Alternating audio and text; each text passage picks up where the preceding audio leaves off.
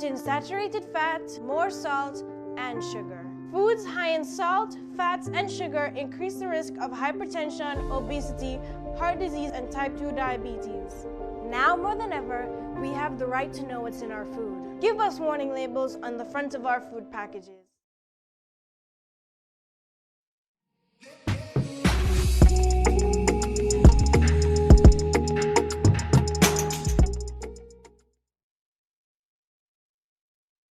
The Queen, the public weal, peace and tranquility of the island, and the uniting and knitting together of the hearts of all persons and estates within the same, in true Christian love and charity, one towards another, through Jesus Christ our Lord.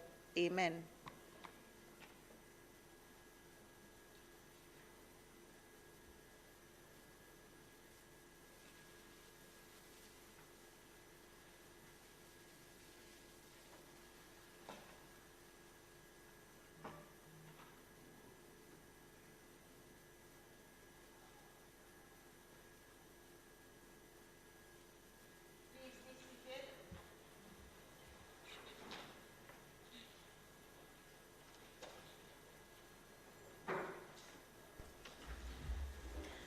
This Honorable House now resumes its sitting.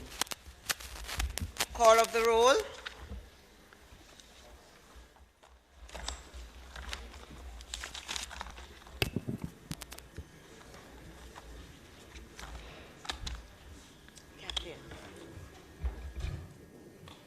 Mrs. Holness, Mr. Bartlett, Mr. Holness, Dr. Clark, Dr. Chang,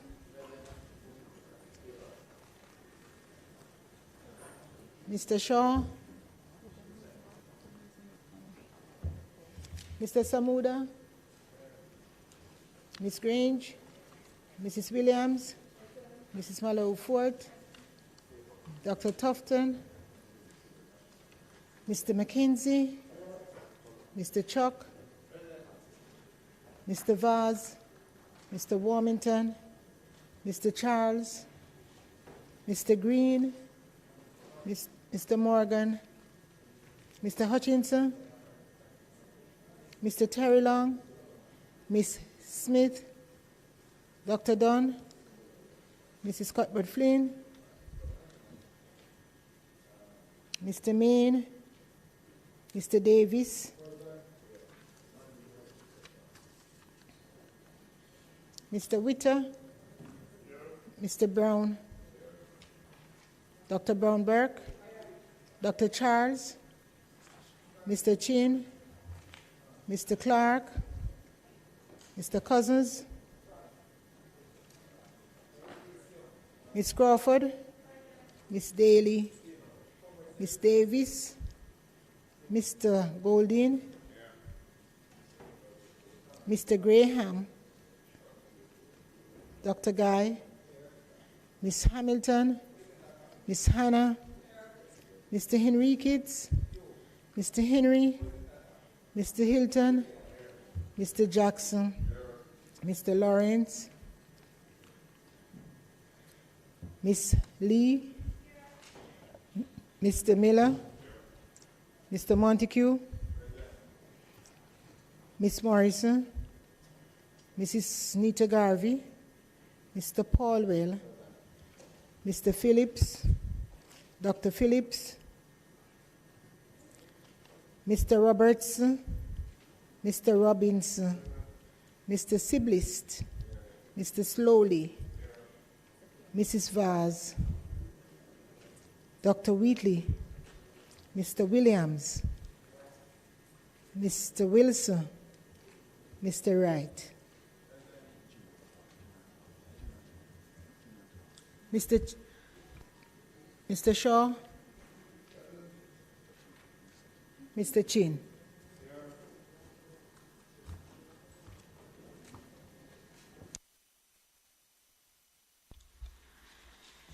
Statements by ministers. Madam Speaker. Madam Speaker, we do have members of the House would like to pay tribute to Mr. Francis Tulloch.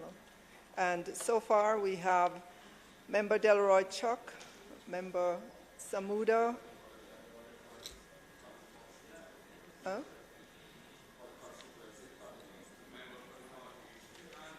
Okay, we have 4 members and they know who they are. Thank you, Madam Speaker. Yes. The leader of opposition business as well would like to pay tribute. Okay, we will start. We will start. Members, as usual, we welcome everyone joining us online via YouTube on PBC TV. Those gathered in the gallery, we welcome you to the sitting of the House this afternoon. Here. Thank you, Madam Speaker. You want to go first? Well, no problem. I think that's the usual custom. Well, if you wish. Madam Speaker,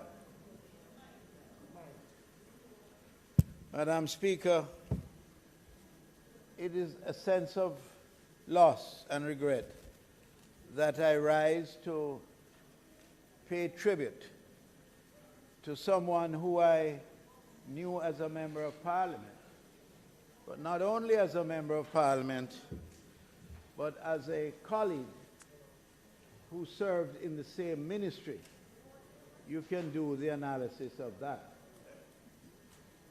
I found Francis to be a very extraordinarily committed Jamaican public figure.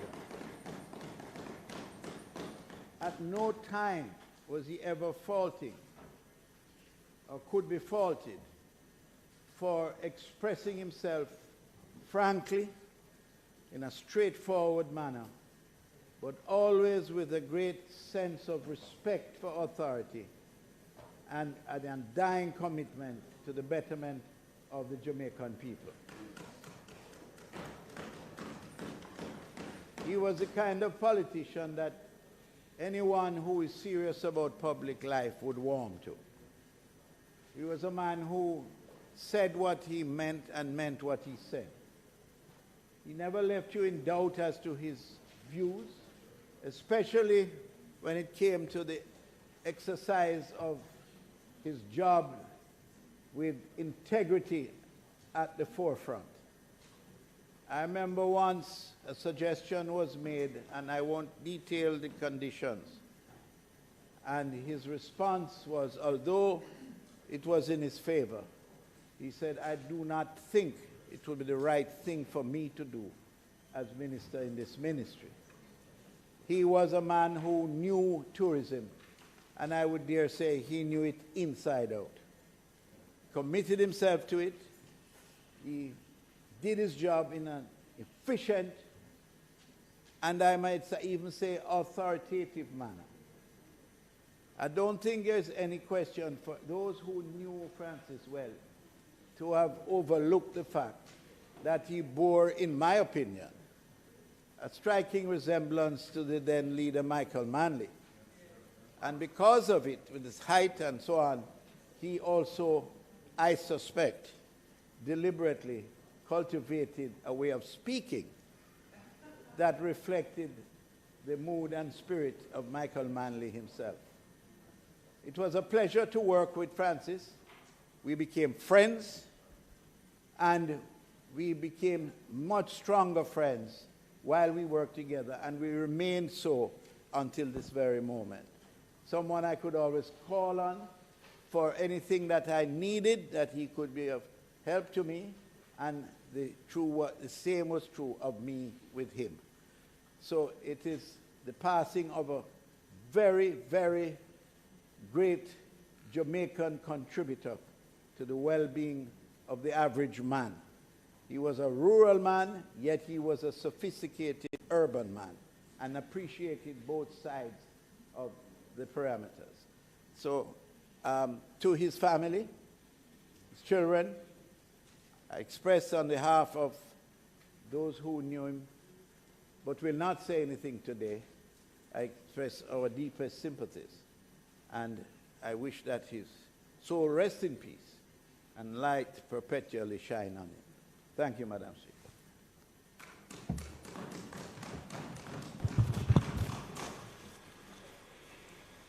Madam Speaker, I thank the member for his remarks,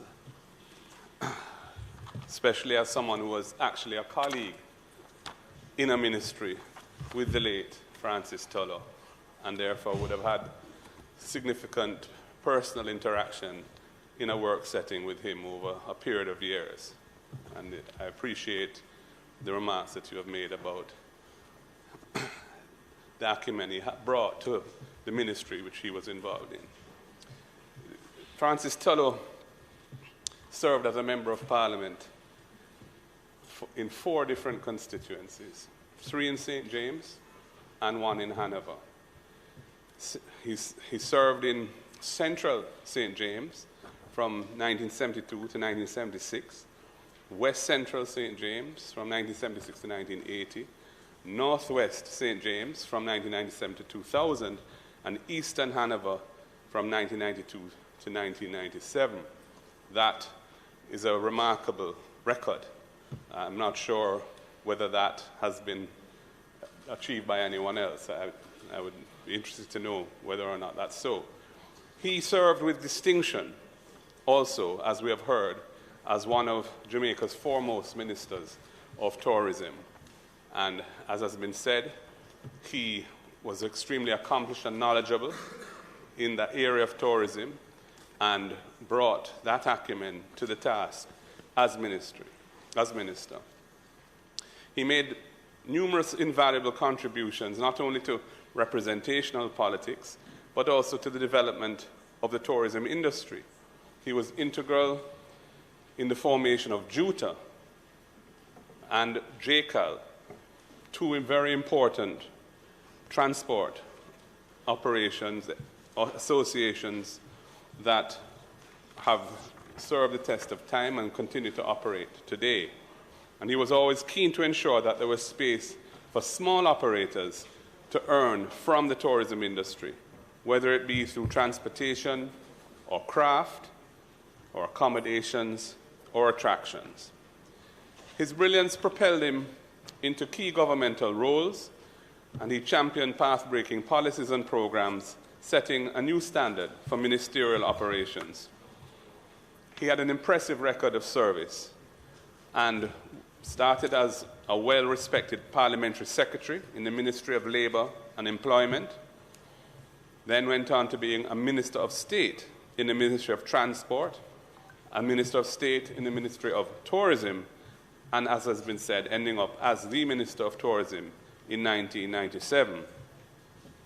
From my standpoint, he was a legendary politician in the west of Jamaica and a true patriot, and epitomized the best of Jamaica. We have lost a son who put the country before self. He was one of those politicians whose love for his country superseded his personal ambitions or motivations. And Jamaica will long remember his stellar record of service and nation building. For some who have known him for most of their lives, he was absolutely instrumental to the fortunes of our party in Western Jamaica from the period when he entered representational politics until he demitted office. And the loss of Francis Tulloch is a huge loss for our party and indeed for Jamaica. We wish to extend condolences to the family of this great Jamaican, to his widow, Doreen, his children, Tony, Gina, David, Andrew, Erica, and Matthew, and to other family and friends. Francis Tulloch was one who, in the annals of Jamaica, and especially Western Jamaica, left an indelible footprint on the political and national life. His achievements were many. His representational achievements may be unsurpassed for the reasons I've stated, and we can only say that we wish his family well as they go through their bereavement, that God will give them the support and strength to endure that, and may his soul rest in peace and light perpetual shine upon him.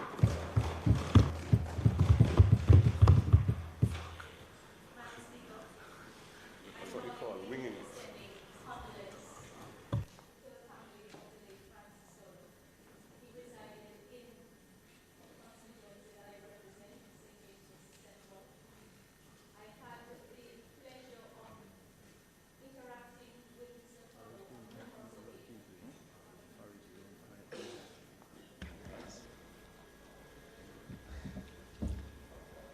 Madam Speaker, I join in expressing condolence to the family of the late Francis Tulloch.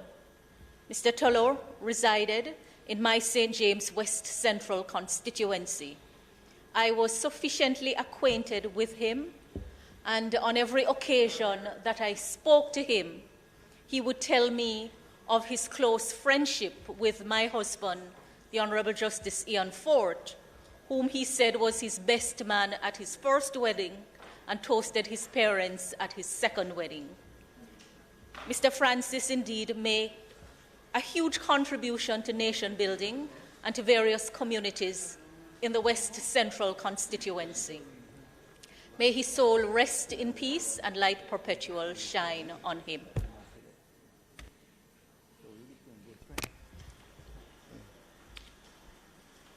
Thank you very much, Madam Speaker.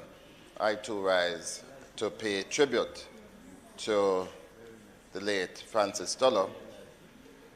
And already we have heard, Madam Speaker, the statement being made that he was so similar to the late great Michael Manley.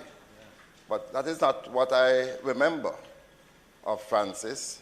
I should tell you, Madam Speaker, when I became a member of the cabinet in 1997, Francis was a member of the cabinet. But his period in that session was short-lived because he was diagnosed very early with cancer. And he, having announced to the country that he had cancer, which was about 1999, he stepped aside to deal with the illness, and we are about 20-odd years after that. But I found him to be a very calm, thoughtful, relaxed person, which is a little bit different from what we would call the late, great Michael Manley to be, in that he was certainly less emotional, and I don't think he bore the same type of some of the characteristics that we know of Mr. Manley. But what I found in Francis is somebody whose advice you could always depend on. So even after he was no longer in the cabinet, certain people like myself, who was a new member of the cabinet, could speak with him, could get information, could get advice from him. And all in all, found him to be somebody who really loved this country. And so even after he stepped aside, he was very keen on some of the issues of the day. And that's how I remember him.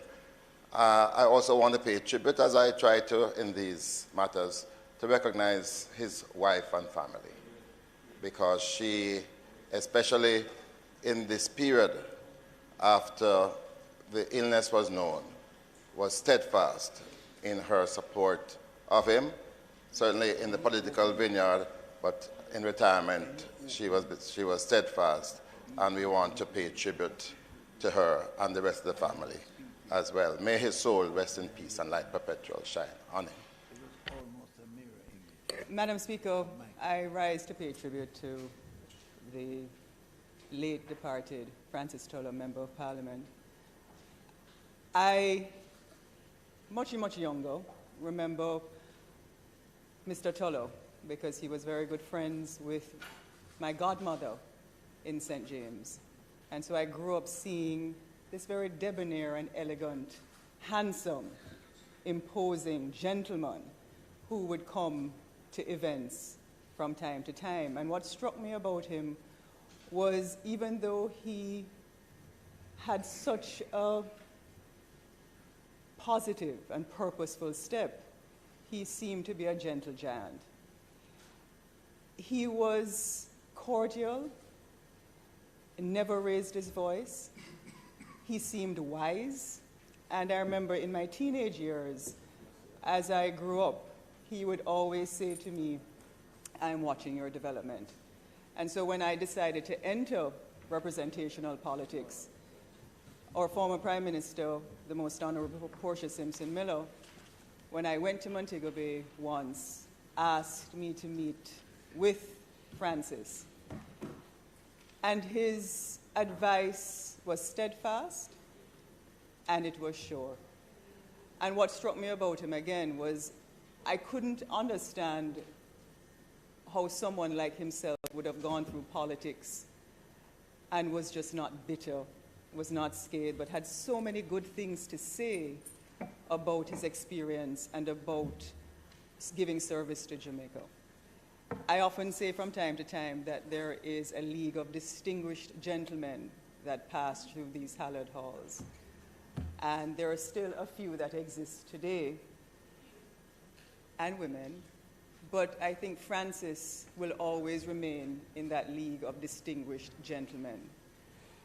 And I want to pay tribute to his family, his children, his wife, and to say to them, thank you for lending him to Jamaica, because for those of us who are here, we understand the exigencies, and may his soul rest in peace and light perpetual shine upon him always. Madam Speaker, be very brief. I fully endorse much of what has been said by my colleagues on both sides about our former colleague in this House. I had the opportunity to serve in this House with him, and that opportunity to interact on many things. After he left representational politics, I would visit him from time to time when I'm in that side of the country. He was always welcoming and always that warm person that he has been described of moments ago. But two things I want to highlight about our former colleague is integrity. You know, we talk many times about the importance of integrity, and we express admiration of it. But I think we ought to ensure in our own doing that we emulate the very things we laud about someone like Francis Tulloch. And that's one of the legacy that he has left. He has spent all these years at the constituency level, at the parliamentary level, and at the ministerial level. And no one can point a finger at him for any impropriety. I raise it, Madam Speaker, because if this House is to preserve any semblance of integrity in itself, we have to seek to emulate those characteristics of our former colleague. Don't just speak about it, but manifest it in our doing. What was also significant about Francis Tulloch, as was mentioned, he represented a number of constituencies. I think the numbers are as much as it is because of boundary realignments during the period.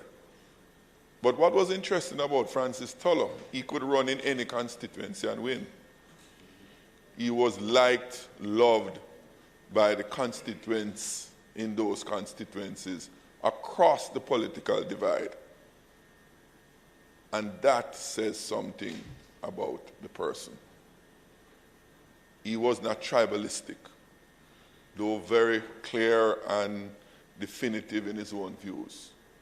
He demonstrated that you can be firm, can be resolute, but at the same time respectful of each other.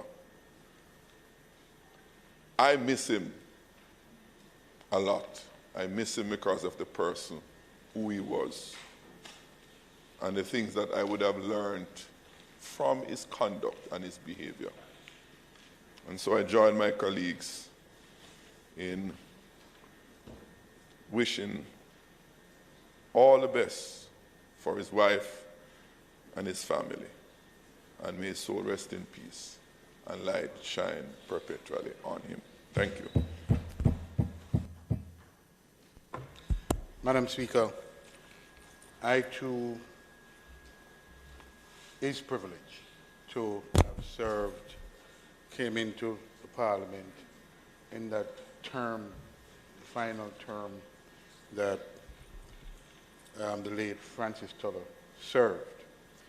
And I must say that he was one of the persons that you had to emulate, that you look to for guidance, for advice, and just how to conduct yourself in the House in those early years.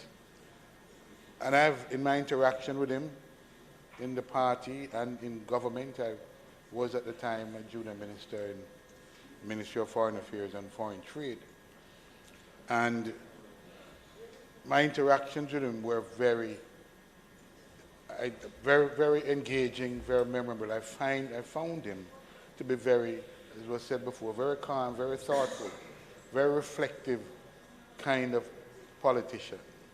And not one that was noisy and made a lot of noise, but made a lot of sense when he spoke. And it is the style that I prefer myself in politics, not the noisy, rambunctious, although there's a place for that. I prefer the Francis style, which is to be very thoughtful, very reflective, and measured in what needs to be said when it needs to be said.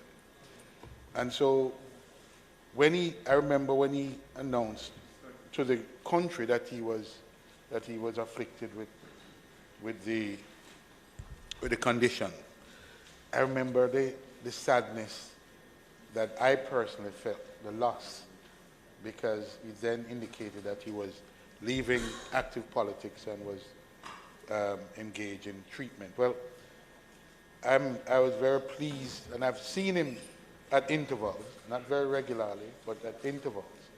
And I was very pleased that he perhaps made the right decision for himself, personally at the time, to disengage, because he took the time to, no doubt, care for himself, care for his business and his family. And I hope that his family appreciated that. Perhaps they encouraged him. I don't know, but I'm sure he had the time to spend with his family and to engage with them. And I want to particularly at this point recall that the way I got to know him a little closer was, but even subsequent years, was that he was a close family member of the former Prime Minister, Portia Simpson Miller. And she told me about it, and others, I'm sure, and would always talk very fondly of Francis. And so some of us who didn't know him in that personal way got to know him even better by the statements, by the support and the admiration from former Prime Minister. So at this time, I'd want to recognize her, because I'm sure that it's a personal, deeply held personal loss for her as well. And so I join my colleagues and others in the House giving our support or condolences to the family at this time, and to say, walk with Francis. I'm sure we'll meet sometime in the year after. Thank you. I too join and endorse all the sentiments that have been said about the late Francis Tulloch, but I want to associate and agree most of all with what was said by the member from Southeast St. Anne. He was truly a distinguished gentleman. I didn't meet him in the political arena. I met him as an attorney, and he was always, we thought of him as when we were young and moving on, was so handsome and debonair and very commanding whenever he entered a room. And I remember after we heard he was diagnosed with cancer and that he was having treatment, I ended up on a flight. We were both traveling and we were on the same flight. And I saw him and I said, "But Francis, how is you look? You look so fabulous." And they say, "You're not well." And I'll never forgot, he stood and he said, the bulb shines brightest just before it goes out, Marissa. Well, it didn't just go out because God granted him, in his wisdom, many, many, many happy years after that. And so we wish for his family, his two boys, who I knew very well at the time, God's blessings at a time when they are experiencing this loss. And we ask that his soul rest in peace and light perpetual ever shine on him. Members, we will stand and observe a minute's silence in memory.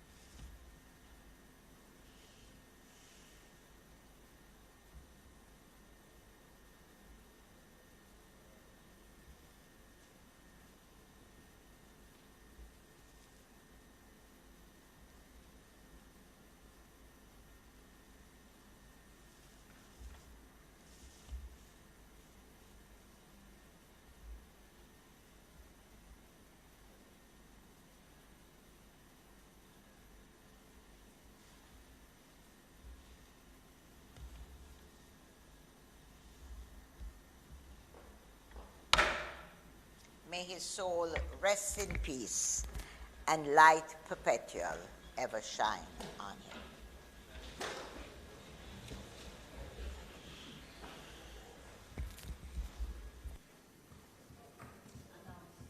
Announcements. Stay. Okay. Laid on the table of the House today are the following: the Jamaica Bauxite Levy Act, Capital Development Fund Withdrawal Number 1, Order 2022, and its resolution. Which one? The Economic and Social Survey, Jamaica 2021, and the Auditor General's Department Certified Appropriation Account, Head 2827, Resident Magistrates Court, for the year 2011-2012. Bills brought from the Senate. The following is a message from the President of the Senate to the Honorable House of Representatives. I have the honor to advise the Honorable House of Representatives that on the 24th day of June 2022, a bill entitled An Act to Provide for the Transfer of the Assets of the Jamaica Development Bank to the Development Bank of Jamaica Limited and to repeal the Jamaica Development Bank Act and for connected matters was passed in the Senate without amendment. Signed, Thomas Tavares, Vince Noje, CDQC, JP, President of the Senate. Petitions, papers, reports from committees.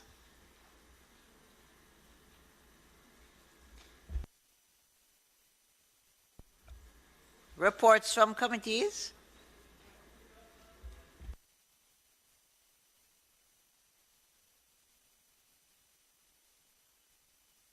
Notices of motions given orally.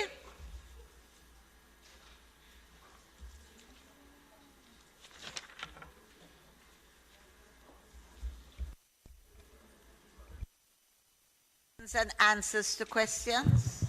Madam Speaker, I beg to give notice that at the expiration of 21 days, I intend to ask the Prime Minister the questions in my name. Motions that may be made at the commencement of public business requiring notice. Motions relating to sittings of the House. Motions for leave to introduce bills. Presentation of bills without leave of the House, first obtained. Public business.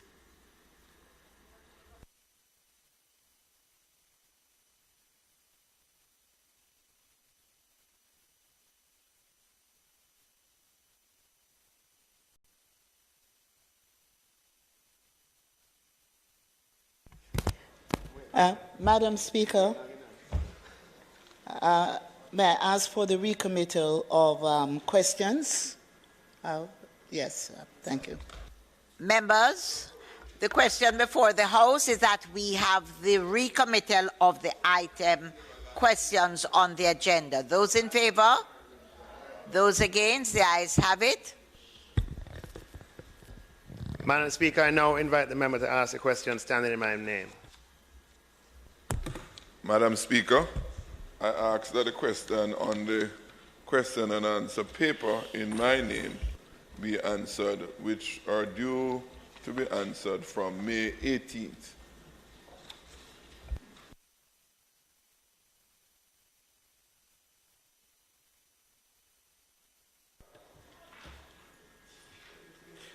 Madam Speaker, I rise to answer questions posed by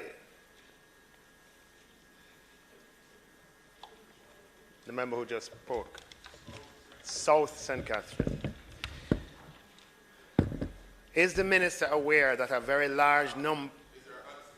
Yes, they've been sent out. Is the minister aware that a very large number of commercial and personal transactions in Jamaica are done in foreign currency and particularly in US currency? Response. Data reported by banks indicate that the volume of personal and commercial transactions done in foreign currency comprise 3% of the total volume of transactions through the banking system for the period 2015 to 2021. Question 2. Is the minister aware that while commercial banks licensed by the Bank of Jamaica permit opening of operating U.S. currency accounts, they do not allow the transfer of U.S. currency between banks in Jamaica? Yes. Foreign currency transfers are allowed between domestic commercial banks. However, all foreign currencies held by commercial banks actually reside in their foreign correspondent bank accounts, i.e. they actually reside overseas. Other than cash, yes. As a result, the settlement process for foreign currency transfers between local commercial banks involves their respective foreign correspondent banks via the use of the SWIFT network, i.e. funds transfer system for international payments. And some banks use an international funds transfer other than SWIFT. Question 3, is the minister aware that for transfer of foreign currency, an international transfer is required, which incurs charges to both the overseas and local banks? Yes. There is currently no payment and settlement infrastructure locally that will allow for the conduct of foreign currency transactions without the reliance on a funds transfer system for international payments such as SWIFT.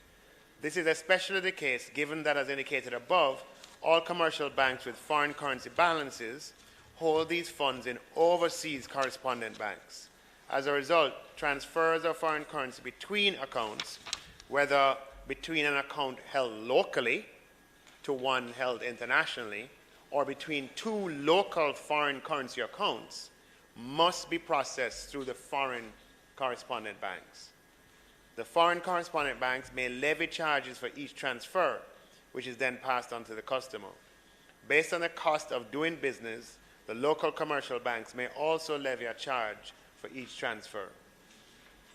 Question 4. If answers to parts 1, 2, and 3 are in the affirmative, will the minister advise why the Bank of Jamaica has not taken the necessary steps to facilitate the transfer of foreign currency between foreign currency accounts locally?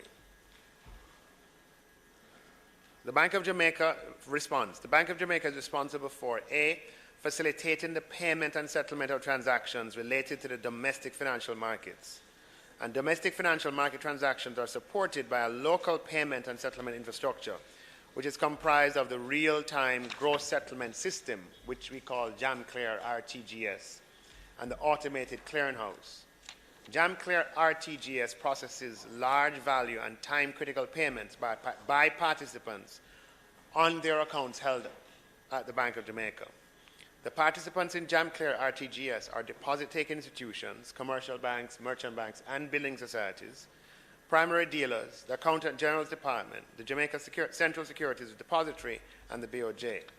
This system allows the bank to manage financial and liquidity risks on a daily basis in the domestic financial market through the provision of intraday liquidity to JamClear RTGS participants as required. The automated clearinghouse facilitates the processing of Jamaica dollar retail transactions, which are less than $1 million. Currently, the participants in the automatic clearinghouse consist of all 8 commercial banks, 1 building society, and the BOJ. The Bank of Jamaica is also responsible for facilitating the settlement of foreign currency transactions for itself, the Government of Jamaica, regional central banks, and multilateral institutions through SWIFT. In order to effect these foreign currency payments, the bank maintains overseas corresponding banking relationships. Notably, as it relates to foreign currency transactions, JamClear RTGS only facilitates the settlement of USD transactions, specifically maturity and coupon payments from the government and BOJ securities and interbank transfers. However, only JamClear RTGS participants can conduct these transactions in the system on their own behalf, as retail third-party USD payments are not allowed for the reasons outlined in Bullet 3 and 4 below. Further, the settlement of these transactions requires involvement of the bank's foreign correspondents via the use of the SWIFT network. The ACH, the automatic clearinghouse, does not facilitate the transfer of foreign currencies. With respect to the settlement process for foreign currency transfers between local commercial banks, as indicated in responses to questions 2 and 3, this requires the involvement of foreign correspondent banks using the SWIFT network or any of the international fund transfer systems.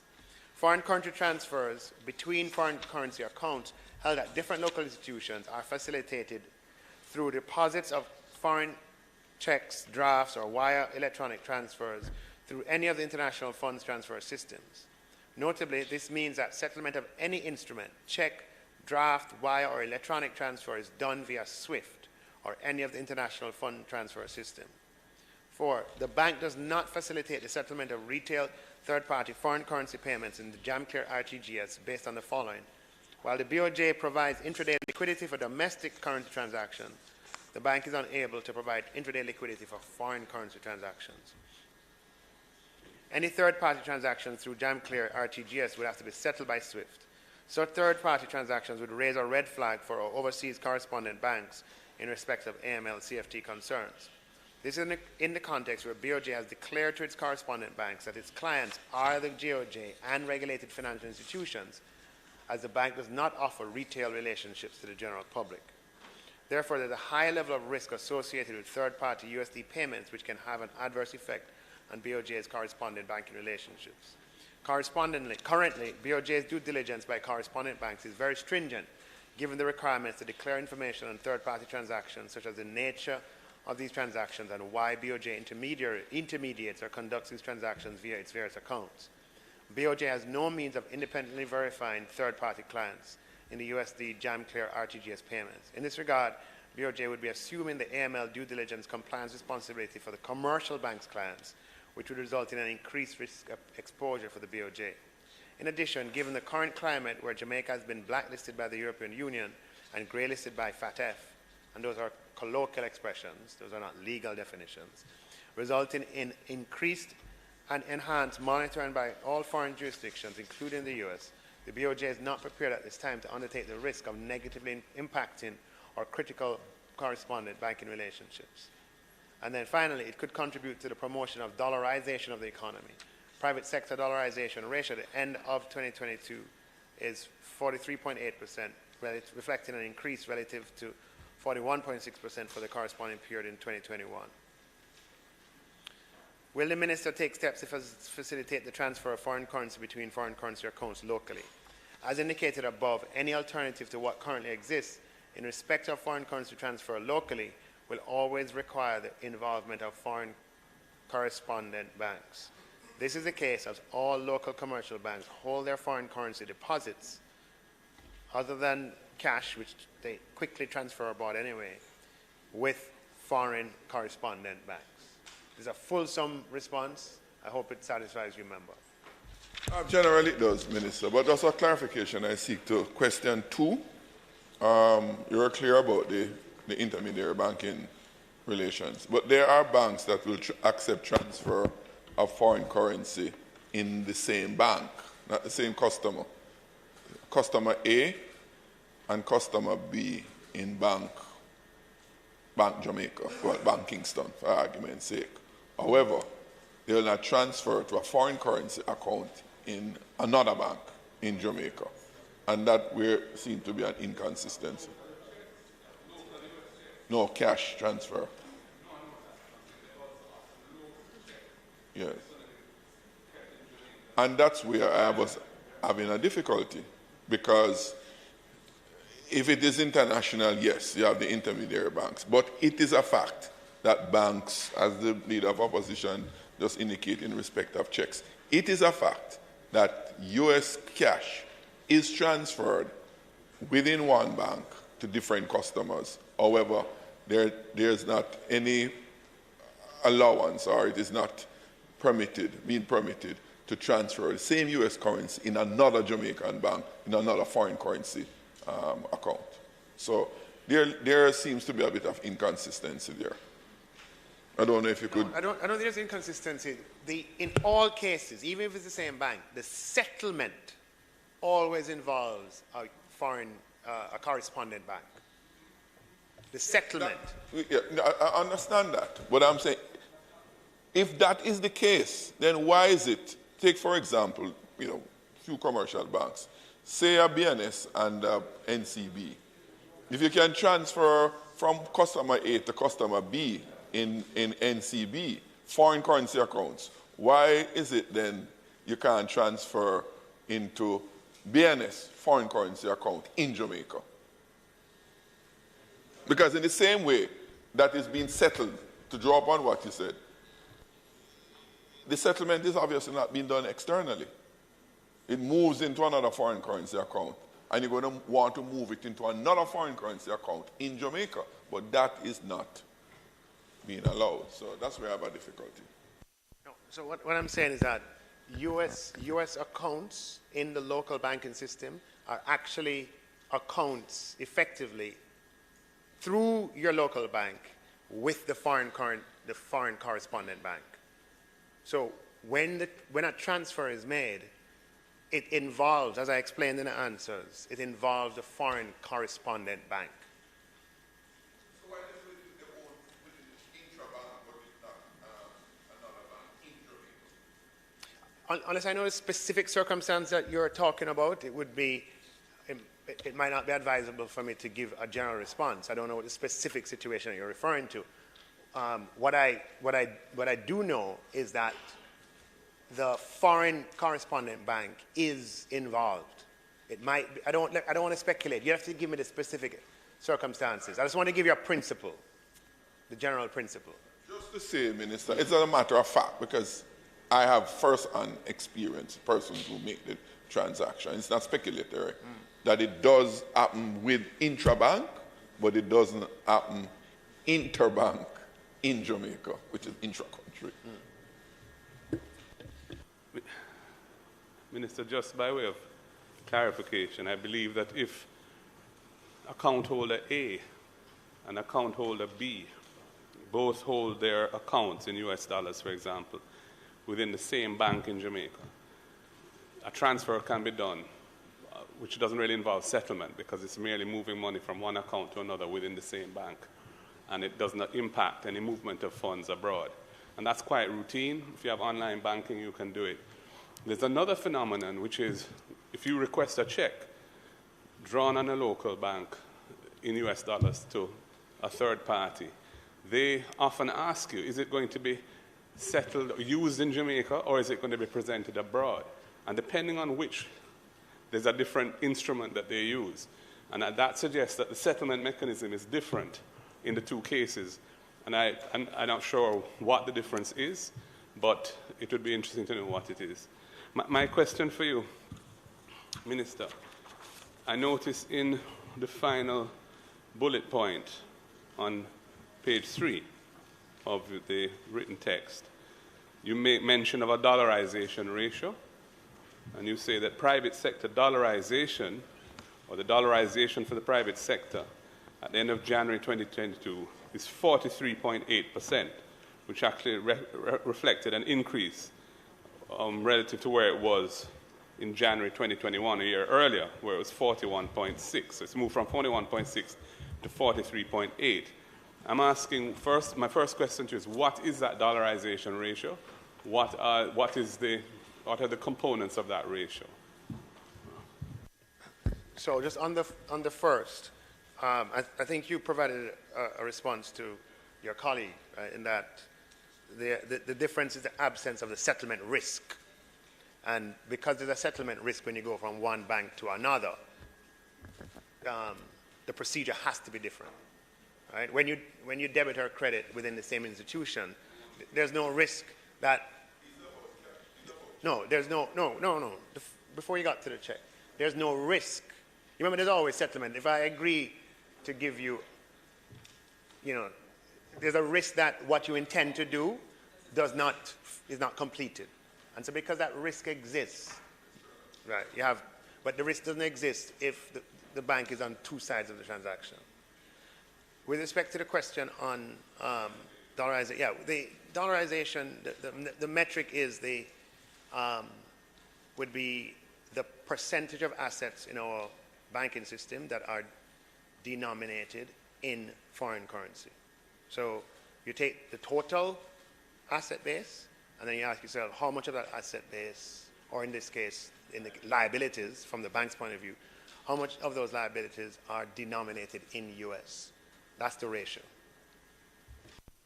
So what we're saying is it's heading upwards, and it's currently nearly 44% of the private sector's banking assets, so to speak, are denominated in US now. The liabilities owed to them by the bank in the private sector, roughly 44%, 43.8%, as at the end of January, is denominated in US dollars, or foreign currency, largely US dollars. Yeah. Yes, but one, I don't know if this is the wrong metaphor, but one,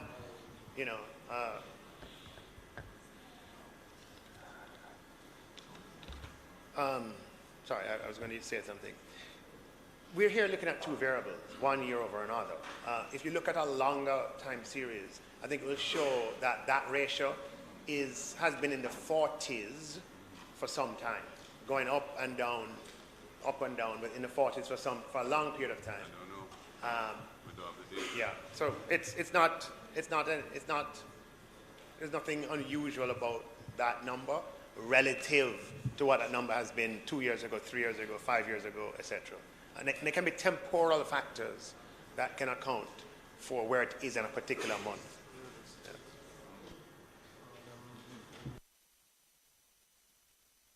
Madam Speaker, I now invite the member to ask me another question. No, I did ask for all three. Required to answer all three, Minister, all three. No, I want everybody to know that he's asking me a whole heap of questions.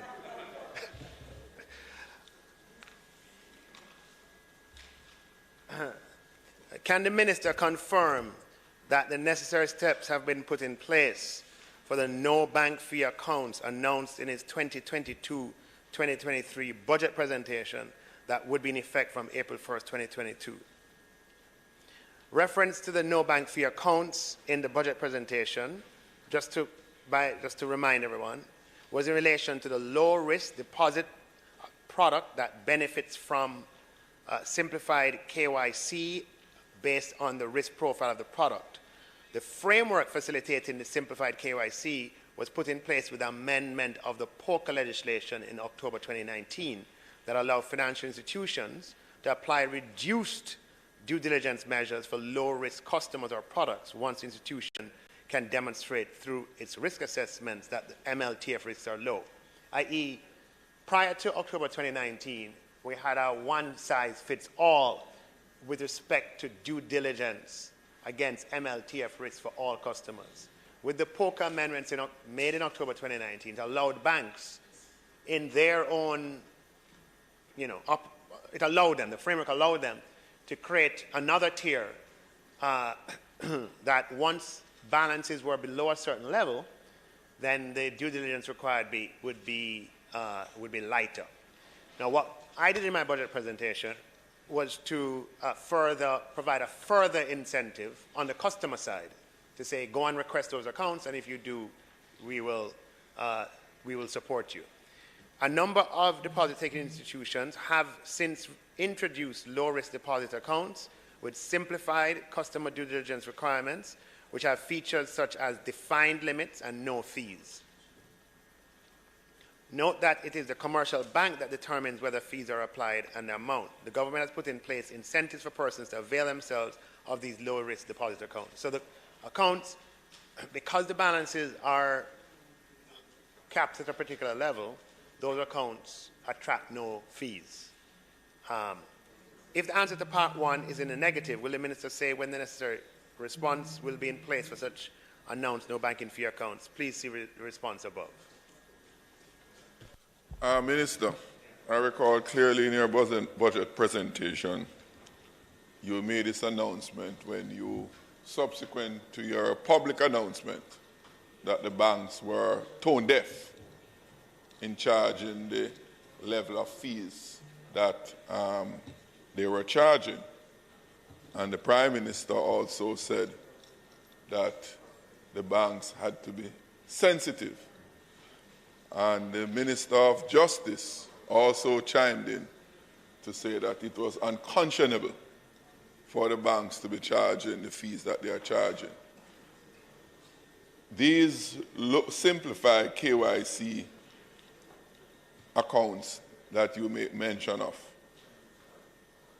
was it your intention by that the steps taken here to mitigate those level of fees that were being charged? In other words, that they are no longer tone deaf by virtue of these accounts, which low KYC accounts that they can open now.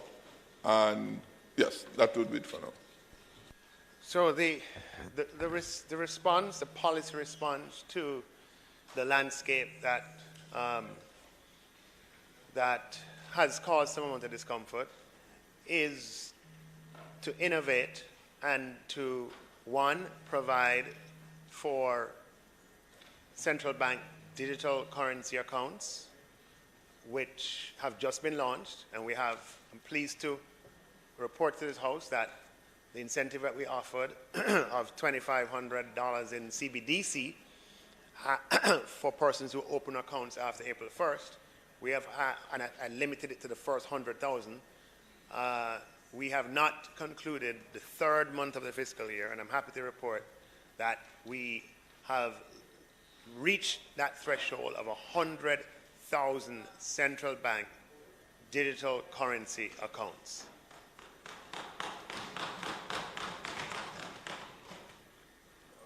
There's a lot more to do.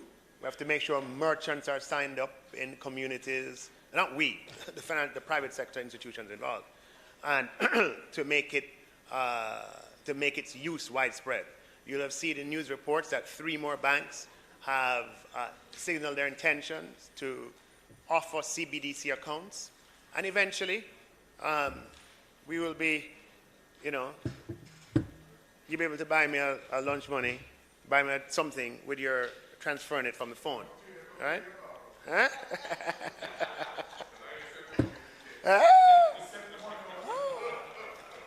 So 100,000 Jamaicans have received $2,500 each in central bank digital currency. And I want you to know that I don't know if you've had the experience, constituents have CBDC accounts and they can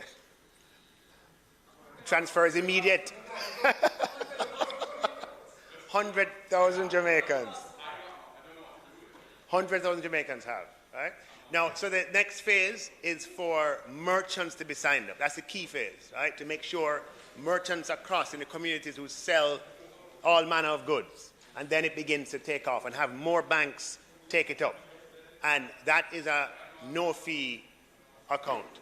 With respect to the second policy approach or innovation was to incentivize or to have take-up of this low-risk KYC account. While it is available, we need customers to be aware of it and to request it. So when you come across persons for whom this account is suitable, who may be complaining about the fees from regular accounts, you can say to them, look, open one of these low due diligence accounts.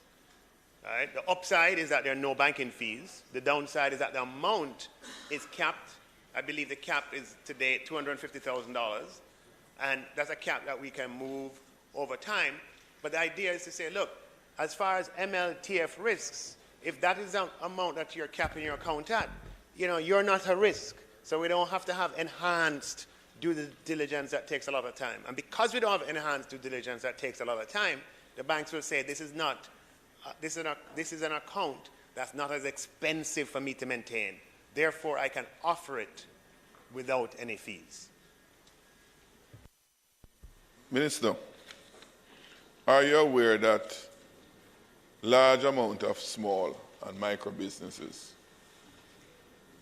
incur significant fees in their transactions for their business? What you just outlined with the limit of what, 150,000? 250? No, I raised that, Minister, because it's over $40 billion in fees that are collected annually. Over $50 billion in fees that are collected by the banks. That means that depositors have that amount of money extracted from their accounts to the banks for various different fees against their accounts. And I want to emphasize the point, not fees involving transactions for mortgage application, loan application, or any other financial transaction against their account. Are you therefore saying, Minister, that with the advent of the low KYC accounts, those who would have lost that money by virtue of fee charges will no longer incur that loss? What I'm saying is, first of all, I've heard you reference that fee number before, but for completeness, that fee number that you described represents the accumulated fees across all types of services that the banking conglomerate offers. And the banking conglomerate might consist of the commercial bank, the investment bank, the mortgage company, the insurance company, etc. And therefore does not all represent fees from the accounts of individuals.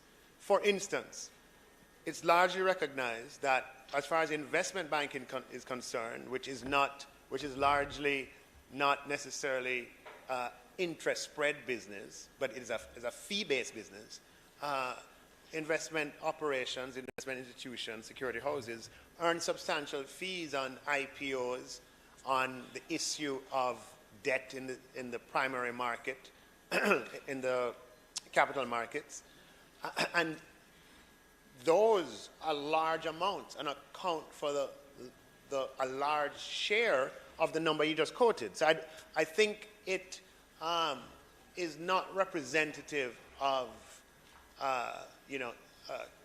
it's not complete veracity if we represent that number as fees that come out of individuals' accounts. That number represents the global accumulation of fees across all services, including services to corporates and large institutions and high net worth individuals.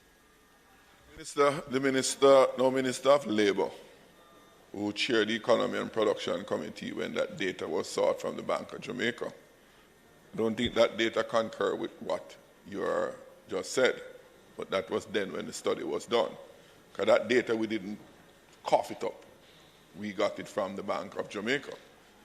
That said, Minister, if it is the case that the largest portion of that $50 billion are from corporate transactions and not depositors' account, why is it considered egregious to not allow depositors to make transactions against their accounts without those charges, if it is as minimal as you are representing now and not a significant part of the bank's transaction? So remember, it's good to have this conversation in sincerity and earnestness, right? All businesses that operate need to make a return on their investment or they will not operate, whether the business is small or large, whether it's haberdashery or banking. The return that they make is based on their revenues, and for the revenue to generate a return, it has to be in excess of their expenditure, of their costs. The fact of the matter, member, is that there are significant costs to operate in a financial institution, and those costs are actually higher in countries characterized by high levels of crime, such as Jamaica. And as such, institutions need to recoup those costs. Let's take, for example, ATMs as an example. Because of the security that's required around ATMs in Jamaica, right? Meaning that we have had incidents of, really egregious incidents. I don't even want to necessarily repeat them. Meaning in the wee hours of the morning. The security arrangements around ATM, having security firms watch ATMs, right, is a cost. So you can do a P&L for a new ATM. You have the capital cost, you have the depreciation, you have the electricity charge, you have the charge of the data networks of the telecom companies, and then you have the security costs. And that installation of the P&L of the ATM needs to at least break even, if not make a contribution. And in order to make that contribution, a fee is charged in order to do that, right? Now, we have to also remember, as I shared in my budget presentation, the level of AML and CFT risks that come with a country that's plagued by crime in the way we have for 3 decades, not a new problem, not a new situation, means that corresponding banks require heavy due diligence to do business with our local banks. And by heavy due diligence, it means lots of paperwork, hiring lots of professionals to go over documentation before business can be conducted and as business is being conducted. And there's a cost associated with that, which we in the society ultimately bear. An indication of the circumstances I'm describing is that as far as correspondent banks are concerned that take US dollar cash from Jamaican institutions. So you remember all the we don't issue US dollar cash here, so we don't redeem it at the Bank of Jamaica. All US cash that's here, apart from what's needed to service cash needs here, eventually is exported, right, and redeposited at institutions abroad. There's only one US bank that takes US cash from Jamaica because the risk of doing so is so high and the cost associated that is not worth the while of other institutions to so do. Now, as we improve our circumstances, we hope that Jamaican financial institutions will have more choice than a single institution that takes US dollar cash from Jamaica. But that just points to some of the uniqueness of the cost structure of banking in Jamaica as compared with other countries, even countries of similar size? In your comments just now, you referred mainly about those costs associated with intermediary banking internationally. I make no reference to those transactions. Ordinary Jamaicans who live here and do transactions in Jamaican currency. So that is what I'm referring to. So what you said about the foreign currency transaction doesn't bear any relevance to that concern I have, which is the Jamaican dollar transaction. But Minister, you mentioned about costs. Isn't it a fact that unlike any other business, banks make their money from deposits? It is the deposits that they lend, right? They don't use their own money privately, apart from the initial investment, like any other business, structure, all of that, buildings. No, the monies that they lend is essentially depositors' money. In other words, without deposits, unlike some other lending institutions that are not deposit-taking, they would have lent their own money. But deposit-taking institutions, where people go in and make lodgements and so on, those institutions are able to earn from the deposits that they get from depositors. And therefore, to the extent that the depositors incur charges from making the monies available to the banks to make money, profits of their own, isn't that tantamount to a penalty against the depositors who make the money available for the banks to unlend and earn profits for themselves? All right. So remember, financial institutions on their liability side, they have deposits from depositors, but they also have their own shareholders' equities and retained earnings.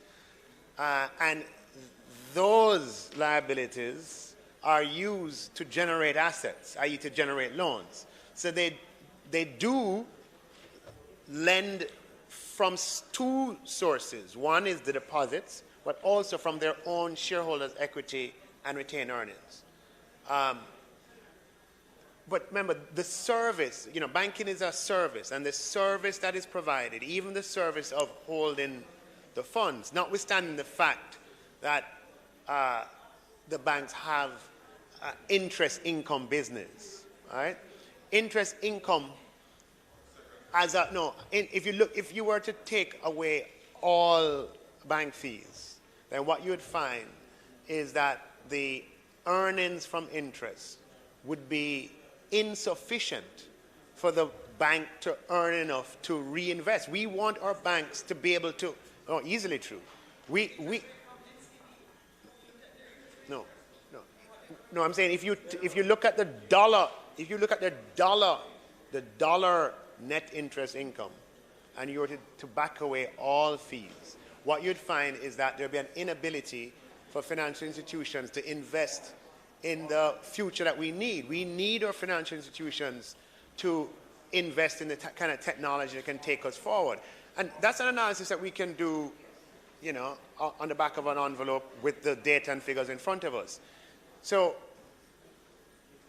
we are at a point, member, where we can compare return on equities for all the institutions on the Jamaica Stock Exchange, and if we were to compare returns on equities, and we were to take away and blindfold, and you didn't know which return on equity belonged to which institution, you would not be able to identify the banks as any standout category, right? If you were to look at return on equity in Jamaica for all companies on the stock exchange, it's not, and that's just a fact that's an analysis that anyone can do.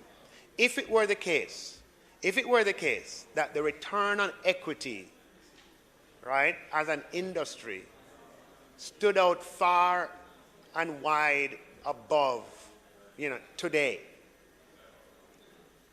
that would be a different situation. Okay. So are you saying, Minister, that if the bank should stop charge the people money against their account, they would collapse?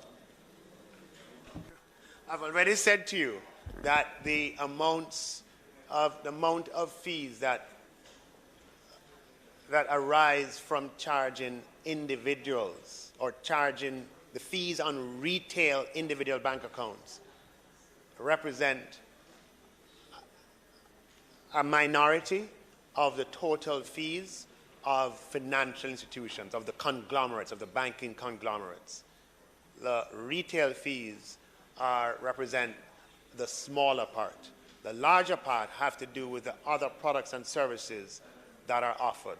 And what I'm saying is that fee income, along with other kinds of income, investment income, net interest income, and so forth, provide the returns that banking and financial institutions need to provide a return to their investors and to invest for the future.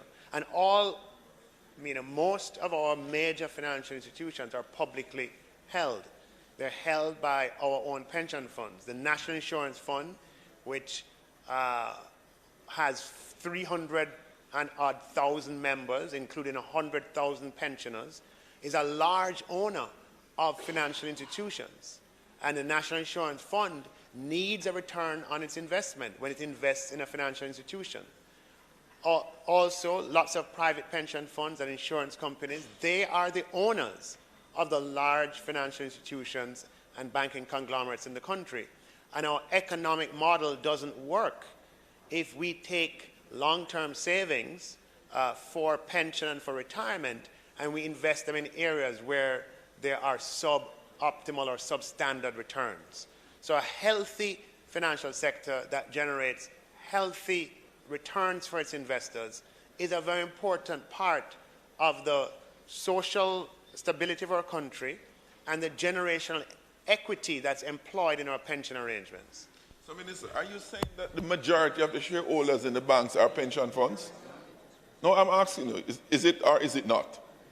And secondly, my question, if those charges are not made by the banks against depositors' funds, would the banks collapse? I didn't get a clear answer from you on that. You gave an elongated explanation about the viability of the institutions. But my direct question is, based upon the analysis that you made reference of, if those charges are not made against the account holders, as they are and have been for a while, that the banks would collapse, is that your answer to the question, yes or no? My answer to your question, member, is that it would compromise their ability to invest in the future we want to see happen. You know, the risk, look, let me spell it out a little more for you, right? Banking today is a technology business. It's a technology business. And the technology investments that are necessary to provide online, mobile, and instantaneous banking. That's not a point of order. No, that's not a point of order. I ask a very direct question. One, if the bank should stop charging those fees against the depositor's account, will the banks collapse or not, in your judgment? Yes or no? So, Madam Speaker, allow me to answer the member's questions. But to do so, I have to provide information and context so that my answer can be understood. What's the purpose of an answer that cannot be understood? Okay? So allow me. You've had me on my feet for the better part of an hour, and I think I've been gracious in my responses. Allow me to answer your question. Right? Thank you.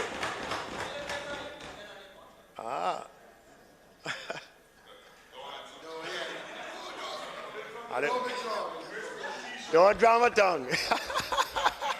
I could think of many responses. So, the investment that is banking today is a technology business.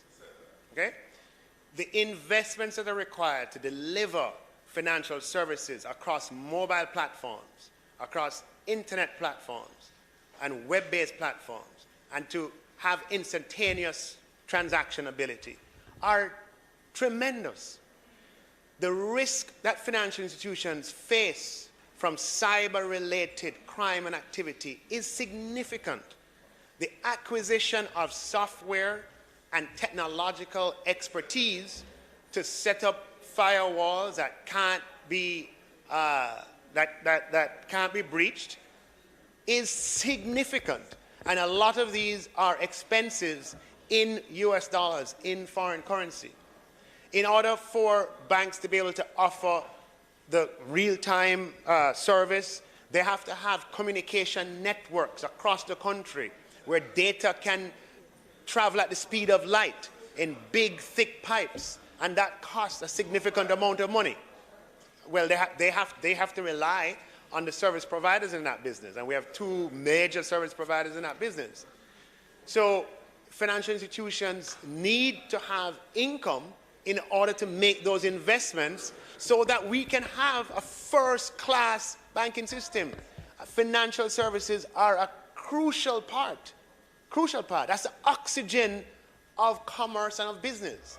And if we compromise their ability to earn, we only serve to hurt ourselves. We, meaning the people of Jamaica, the businesses of Jamaica, the customers of Jamaica, rely on and need efficient, technologically advanced, first-class, first-rate banking systems that can only come from massive, high-scale, intense capital investment, which comes from income. Thank you. Thank you, Madam Speaker. I want to just follow up. And I think the Minister is aware of my concerns, because the problem I have with some of the Minister's statements is that any kind of business that is operating without competition just leads to exploitation. And banks earn money in two ways. And Minister, you know that. They earn money in terms of fees, and they also earn money in terms of foreign exchange, etc. But when you have a bank making in excess of $78 billion in net income, and 52% of that is in interest rate spread, and the Minister is saying to us, and that works out to $38.6 billion just in an interest rate spread alone. And the Minister is saying that this is going to be used to help technological things. The question I have for the Minister, and it's against the context, Minister, since you like context, right? In Claremont, in my constituency, the bank closed. I brought the head of the particular bank down to talk to some of the basic farmers that are working and take their money to the bank. And their response is that they're building a digital platform. Many of my constituents did not have a smartphone. They just didn't. So they would actually have to go to St. Ann's Bay or somewhere else because of this digital platform. And then when you balance that against what I know many of these banks are making in terms of interest rate spreads, I just quoted one for 2019, it's egregious. And you can't tell me that that is on the basis of just building a first-rate digital platform. The customers are not being treated fairly. They're not being treated fairly. And what I'm saying to you is capitalism without competition leads to exploitation. I've seen some of the regulations. I know that the member from St. Catherine is asking you, but if we are really in the business of trying to protect the best interest of our people, then we have to agree somewhere in here that there needs to be some degree of regulations, because there are oligopolies operating in the country, and many of them are getting away with just earning massive amounts of income, and the people are not benefiting from it. Thank you for your intervention, and your questions and your comments. You know, Jamaica, in a number of industries, is what we call a subsidiary country. Right? People and companies have regional business in all of Central America or all of the Caribbean, and they set up the headquarters somewhere else, and Jamaica is just a subsidiary. Right? That wasn't always the case. There was a time when Jamaica was a headquarter company, where we had companies here that were headquartered and did business around the region. But because of the disinvestment that occurred during our long period of macroeconomic instability, Jamaica became a subsidiary country. Now, in financial services,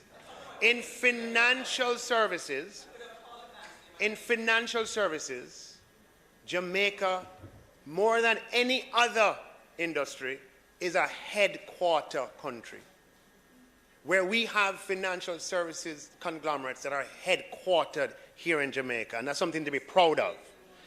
Now, that's something to be proud of. Now, when you look at the financials of a company that's headquartered here, it's going to consolidate their operations across everywhere that they have operations, whether that is company A, company B, company C, or company D. And therefore, when you look at their statements, you're going to be seeing their consolidated figures across many markets. And so when we bring figures into this house, this is a house of Jamaican representatives. We must bring figures that represent to the Jamaican operations, not to their global operations. Okay? So I want to make that clear. Oftentimes people ban figures about that are consolidated across all operations. We have to be proud of the fact that we do have headquarter companies right here in Jamaica. And we want more headquarter companies in Jamaica, not less. We want more companies in Jamaica that can spread their wings overseas and have subsidiaries in markets across the Caribbean and markets across Central America. Here we are having companies that have spread their wings after their wings were clipped during FinSat.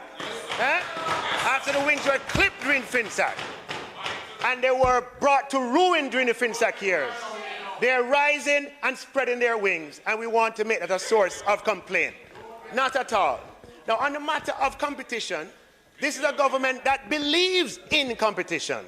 We believe in a market economy, and a market economy is based on competition. As far as competition is concerned, there are 8 licensed commercial banks in Jamaica. Not 1, not 2, not 4, there are 8 as far as competition is concerned. So you know, we can have, go on, please. On a point of order, because I don't want the minister to take out of context, I did not call the name of the bank, Madam Speaker, for particular reasons in 2019. But the bank of which I speak, which earned 38.6 billion in terms of just interest rate spread, does not have any foreign subsidiaries. It operates right here. So let us be very clear on what that is. In terms of the net income of that bank from what they earned, 73.4 billion. These earnings for one bank represent an average of $26,686 for every Jamaican living in this country. That's just from fees. So when I understand that there are transnational corporations that operate right here in Jamaica, and I am somebody who has always said that we must encourage foreign direct investment, but let us not be disingenuous to the Jamaican people to say to them that many of these banks have headquarters here and it's other subsidiaries, and that we're collapsing those incomes into that. I spoke of one example, which was a local bank which operates here. Madam Speaker, the member is confused. The member is confused. I am speaking about institutions that have operations in the region that are headquartered here. When you look at their consolidated statement of income, you're looking at a consolidation of their operations. Their operations across different kinds of businesses, whether it be an investment banking business, an insurance company business, and you're looking at their operations in different countries, in Cayman or in Trinidad or in other countries around. And I put it to you, member, that if you take a closer look, and I don't think you have looked at I don't know if you have looked at the reports yourself. I have it in front of me. I don't know if those figures were WhatsApped to you by somebody else, but Madam Speaker, I'm standing on my feet because the minister tends to have No, you did not. You did a not. misogynistic on a point of order. I'm rising on a point of order because the minister tends to be misogynistic sometimes in his utterances. That's low. That is low. And Madam Members, Speaker, hold a minute. Hold a minute. Madam Speaker, members, hold a minute. But let me finish my point of order, Madam Speaker. Members, let me finish my point of order. No, hold a minute. Members of this House, every member is entitled to rise on a point of order. However, and will you allow me? However, you must indicate what is the point of order. That's all. The member on a point of order, Madam Speaker. What is the point of order? Misleading the House to suggest that I got a WhatsApp communique from someone. He just said that. Yeah. So, Madam Speaker, the point is very clear. Anybody can download the annual reports of financial institutions listed on the Jamaica Stock Exchange. We don't argue about facts. The facts are there. There's a consolidated income statement, and the figures you quote refer to the consolidated statement. And the consolidated statement consolidates operations across all the markets in which they operate, and across all industries. If you want to talk about figures and bring figures in this House, bring figures related to the Jamaican operations and Jamaican operations only. And you might have a point when you do so. But bring the Jamaican figures. That's the only point I'm making. It's a very reasonable point. And I'm also saying that Jamaica being a country that now has institutions that have that have subsidiaries across the region in many different businesses, is a good thing. And it's not limited to that one institution. There are other institutions, other financial institutions that have multiple operations in different jurisdictions. And that is good, but we have to make sure that when we interpret their figures, we are not looking at the global consolidated figures. We are looking at, certainly if we want to make comments about Jamaica, we're looking at the figures as it relates to their Jamaican operations. Which institution and what year? Madam Speaker. Just before you go, members, I'm going to ask you just to let us operate in an orderly fashion. And I just want to say, and I'm going to state it for the records, that a point of order is a tool which is used to draw attention to when there is a breach of the rules, an irregularity in procedure, or the irrelevance of something that you repeat constantly. However, hold on, and there are several examples of a point of order, but it is not a point of order just to say that something is not true. And what you really need to do, so that, because if you raise a point of order, each member has a right so to do, if there is. However, the way to do it is that you say, point of order, you wait to be acknowledged, and the point of order, you state what the point of order clearly. You cannot say point of order and simply go to it. Because we must understand that a point of order has to be a point of order.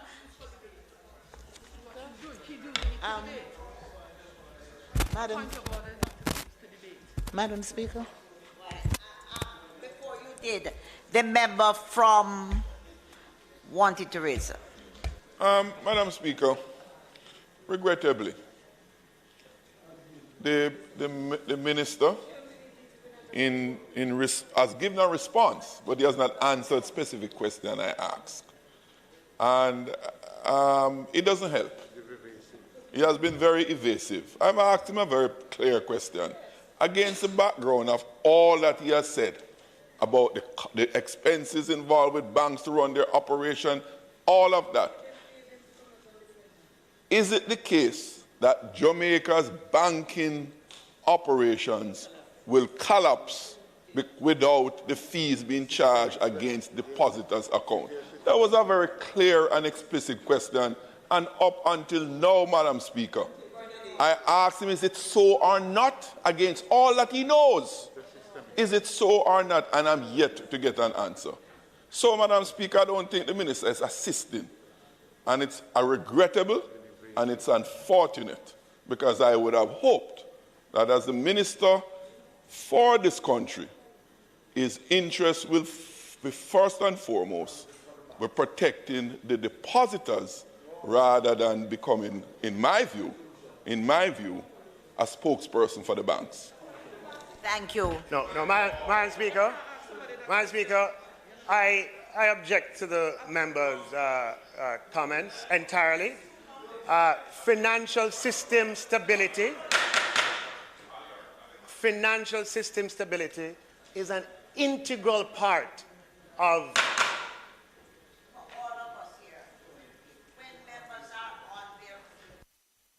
it is only good manners. I keep reminding you, we can debate everything robustly, but we must have some respect for members when they're on their feet.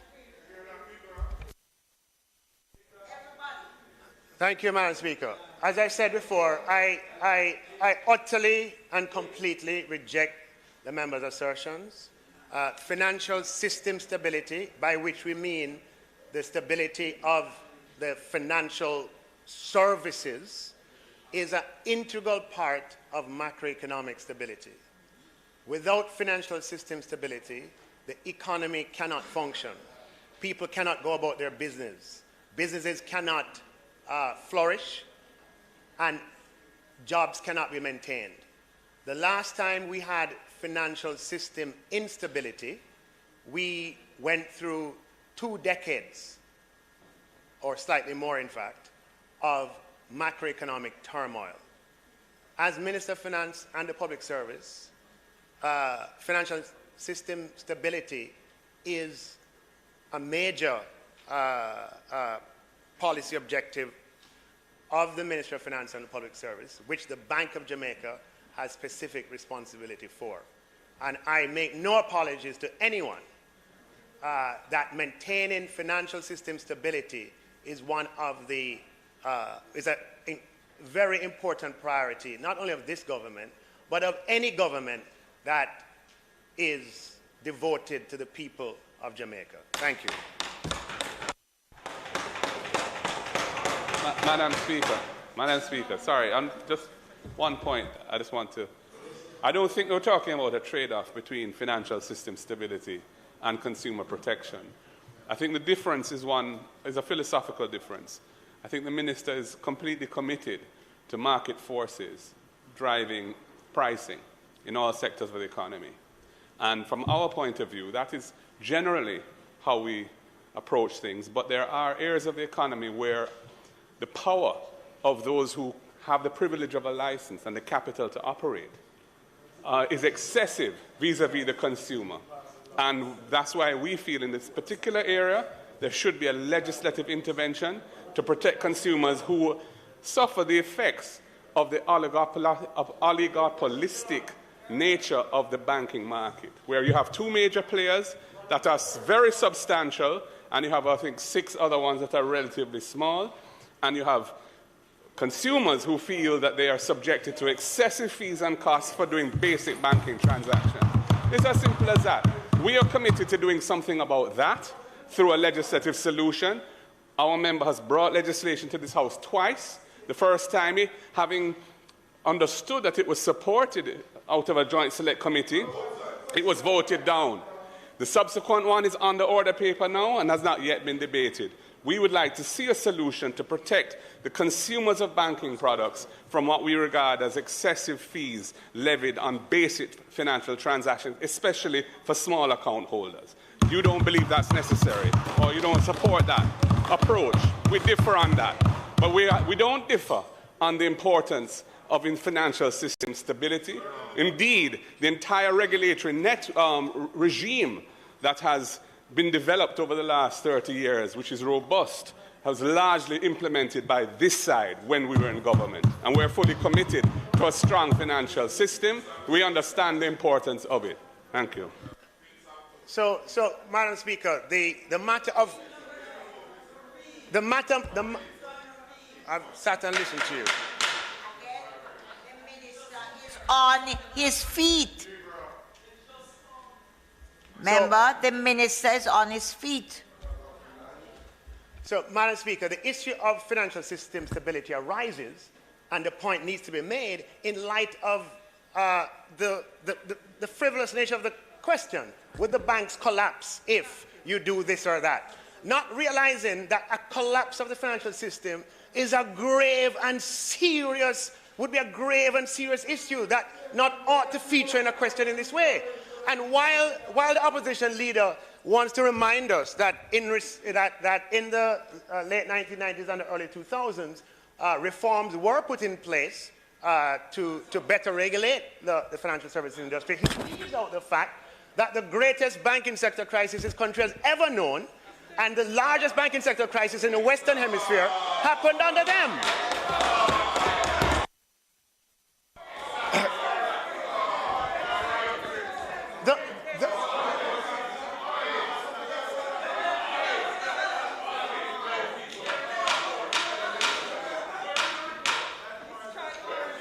You know, members, member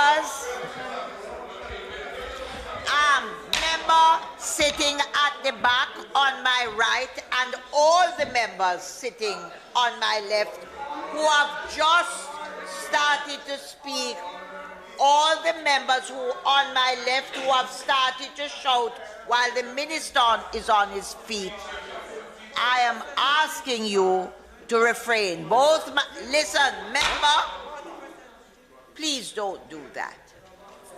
Please. It is disrespectful, and I'm not going to allow it, whether it is on my left or on my right.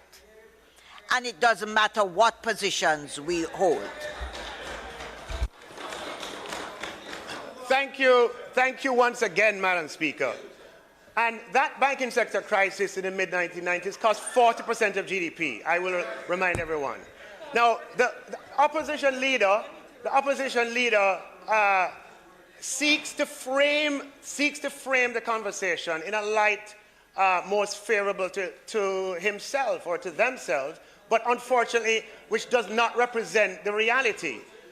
This side is absolutely concerned about the fact that persons who are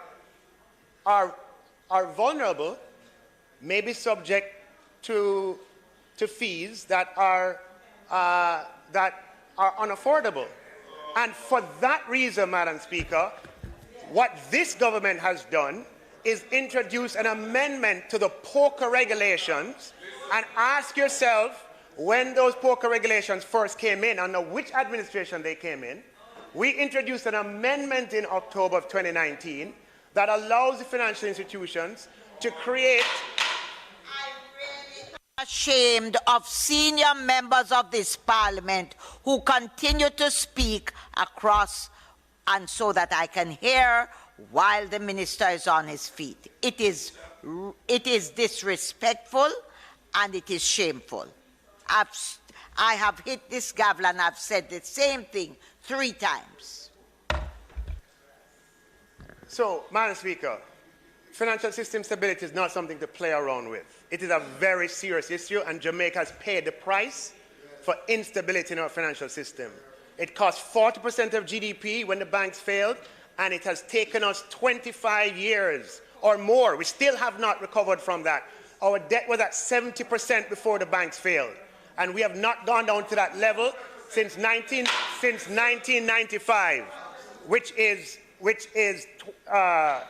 22 plus 5, 27 years ago. It's a serious issue.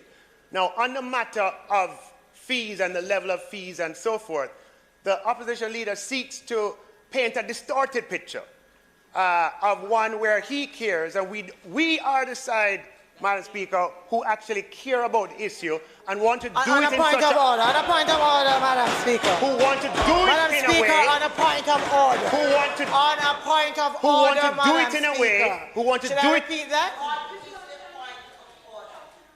Well, thank you. Yes, thank you. The point of order is very simple. The leader of opposition got up and spoke. He was not seeking to distort. And the member, therefore, cannot stand up and say that. Member, if you raise a point of order, you have to state what it is, not to explain. Go ahead. So, Speaker, Madam Speaker, he is imputing motive, which is why, yes, he says that the statement is seeking to distort, and that was not the motive. He has no way of being able to determine the motive of imputing, of trying to distort facts, as he stated just now. Madam Speaker, that makes, with the greatest of respect, that is logically inconsistent.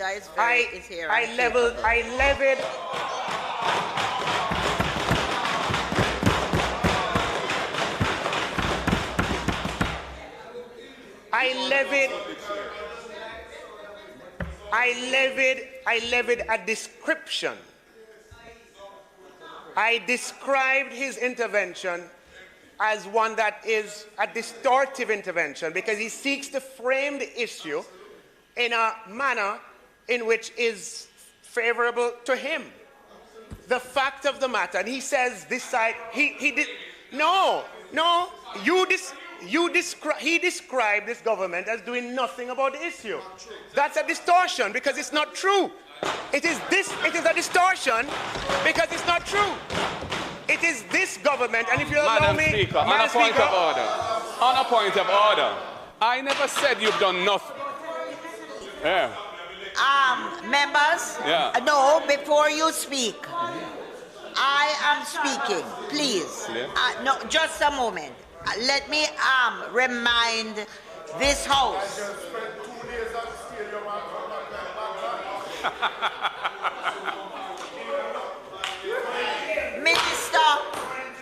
Minister, members, listen, we have to remember, point of order is very easy to say, but there must be some caution. You can't use point of order for everything and too much. Hold on. Many people use the term point of order to disagree with a speaker's opinion.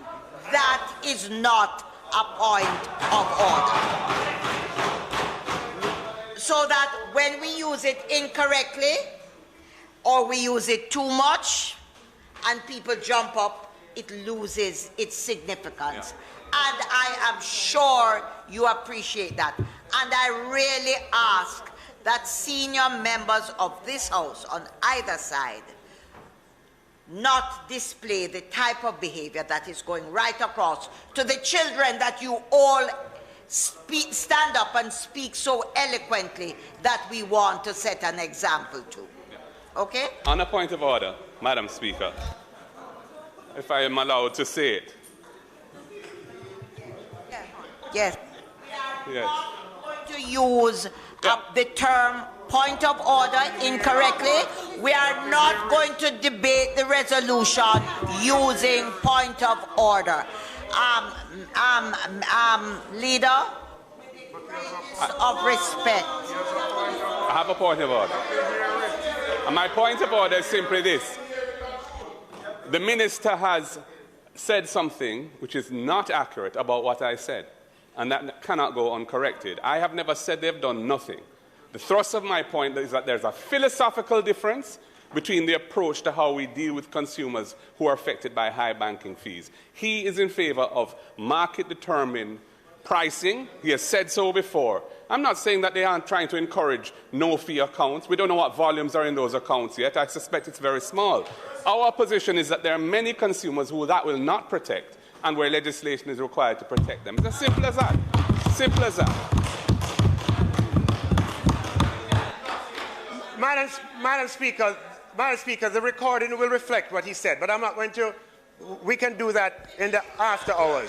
Minister, I'm going to ask you to address me and finish what Yes. you're saying so we can move on with the agenda. Right.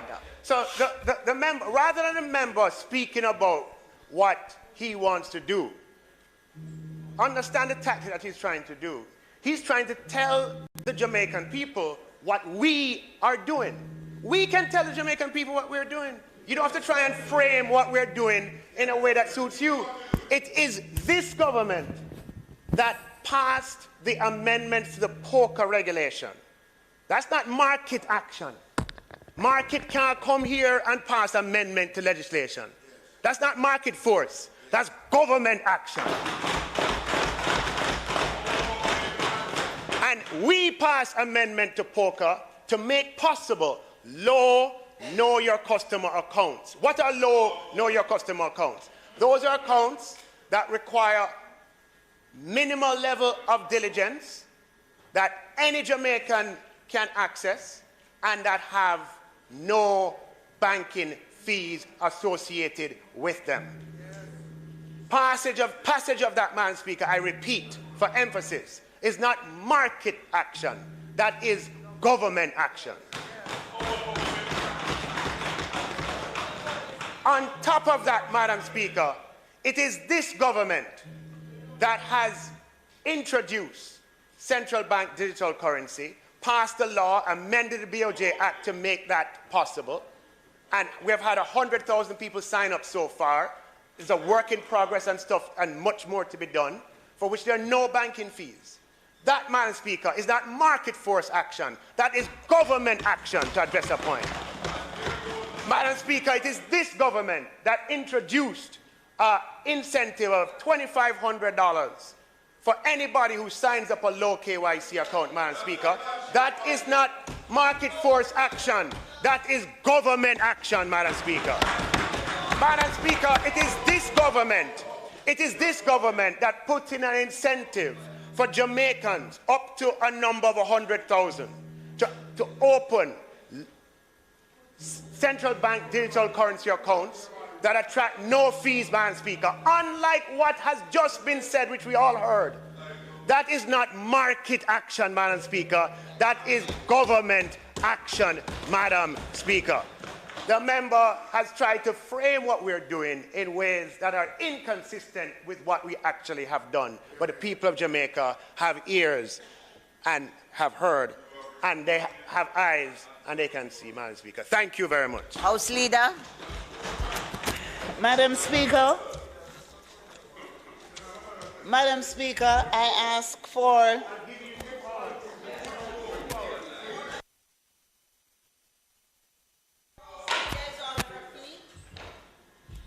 Madam Speaker, I ask for the recommittal of items, statements by ministers, to allow the Minister of National Security to make a statement, announcements, reports from committees, and notices of motions given orally. Members, the question before the House is that the items, statements by ministers, announcements, notices of motions given orally, reports from committees, which are items on the agenda, be recommitted. Those in favor? Those against? The ayes have it. Point of order, Madam Speaker. Are you having a point of what I've just said? No, Madam Speaker. You will recall on the item questions and answer, there are 3 questions to the minister. He has answered 2. So the House is racing along without the third one being answered. That's my point of order. We have recommitted the item, so we will get back to questions and answers to questions.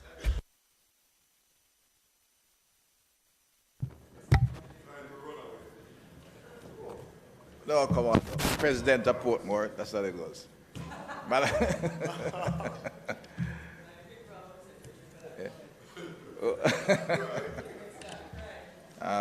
Madam Speaker, first I wish to make a short statement, and I apologize it is not the state to circulate. I've indicated to the House Leader the nature of it.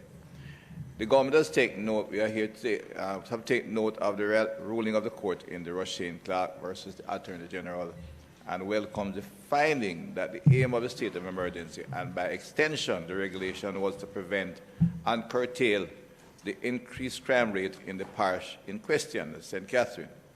There was and still is no greater concern of Jamaican public than that of the escalating crime rate.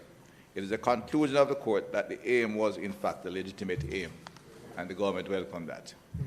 At the same time, the court also found that some of the regulations were cast too widely and therefore not found to be reasonably justified for the aim, and consequently declared them to be not constitutional.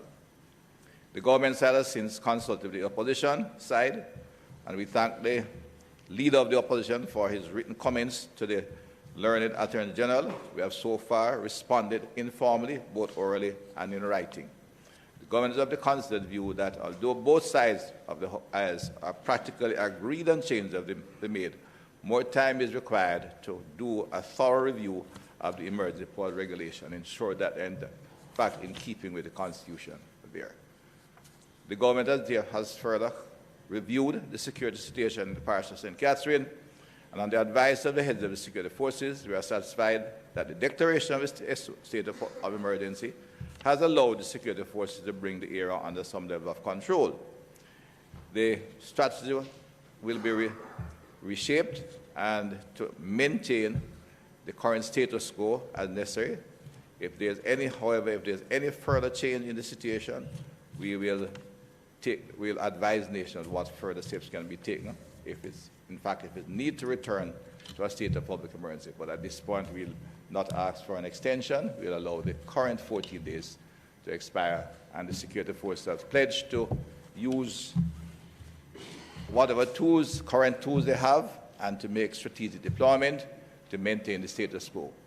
The situation has improved significantly. In fact, of the 10 days preceding the declaration, there were 15 murders in St. Catherine. There were 4 since the declaration, and in fact, in the last few days, absolutely none. Taking place in 2 police divisions, north and south, where in fact the gang conflict has been seen increased activity for the last 2 months. The 10 days preceding was a peak, and the government thought appropriate to so declare. We'll now continue to review the regulations. We'll take a look at, we'll again further examine what has been recommended by the opposition and seek to come to, I said, regulations that can be used where the level of violence increases above the capacity of normal policing.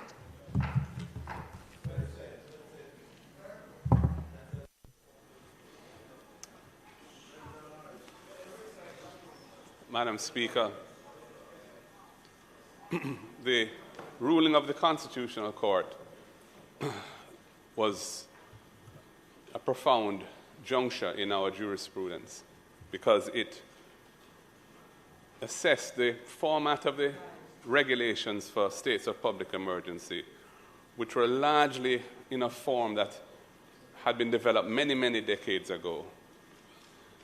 I think actually in wartime conditions, and the extent to which they could be used given the current constitutional arrangements that we have, of course, including the Charter of Rights, which was passed into law by consensus in 2011. It could not have happened without consensus. And it was something that was developed largely under the government of P.J. Patterson, Porson Miller, and then taken to the point of passage under, I think, Bruce Golding's government, and with bipartisan support. It made a significant change to our law and our constitutional arrangements and the panoply of rights that our citizens are guaranteed under the Constitution. So, violating that by unconstitutional measures is a risky way for the state to proceed, because the compensation arrangements are such that it could be a huge cost to the public purse if one doesn't move wisely forward.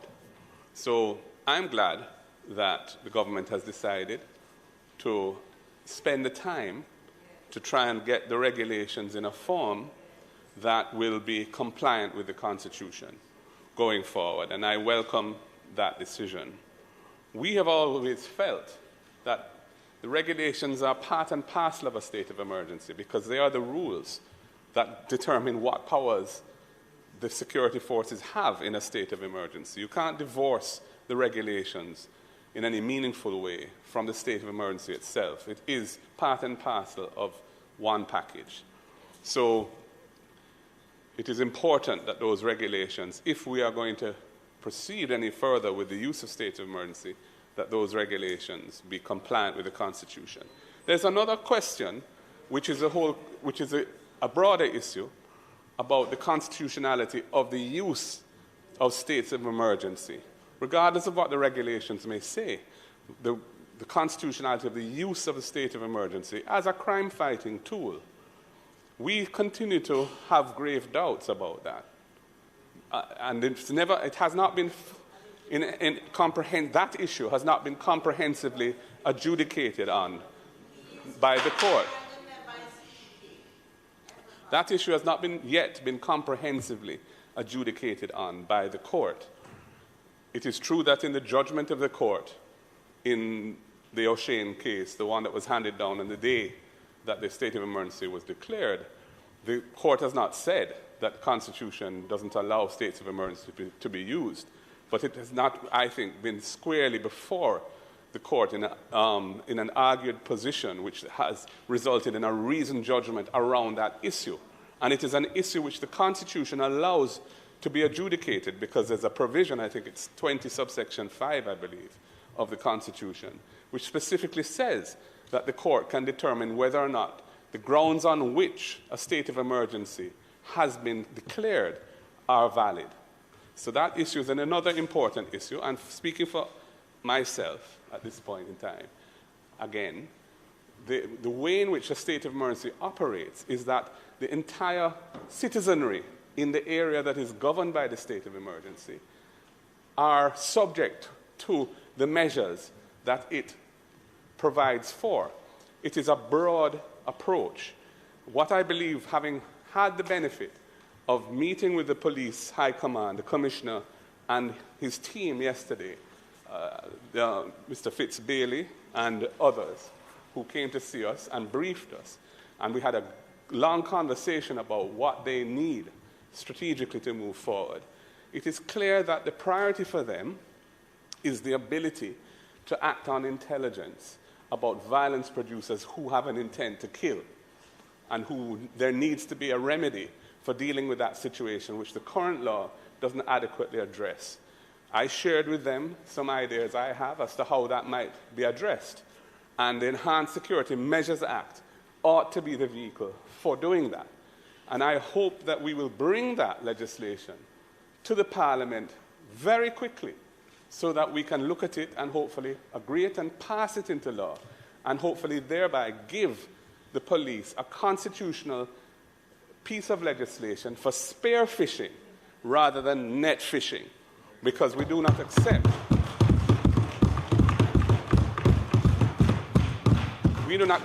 the use of a net fishing approach in relation to people's rights, when what is really needed is a spear fishing approach, which the police are looking for and asking for. And I think we can work across the aisle to achieve that, and I look forward to that. So from our standpoint, we're glad that we're not being asked today to review some hastily drafted amendments to the regulations, which we haven't yet seen.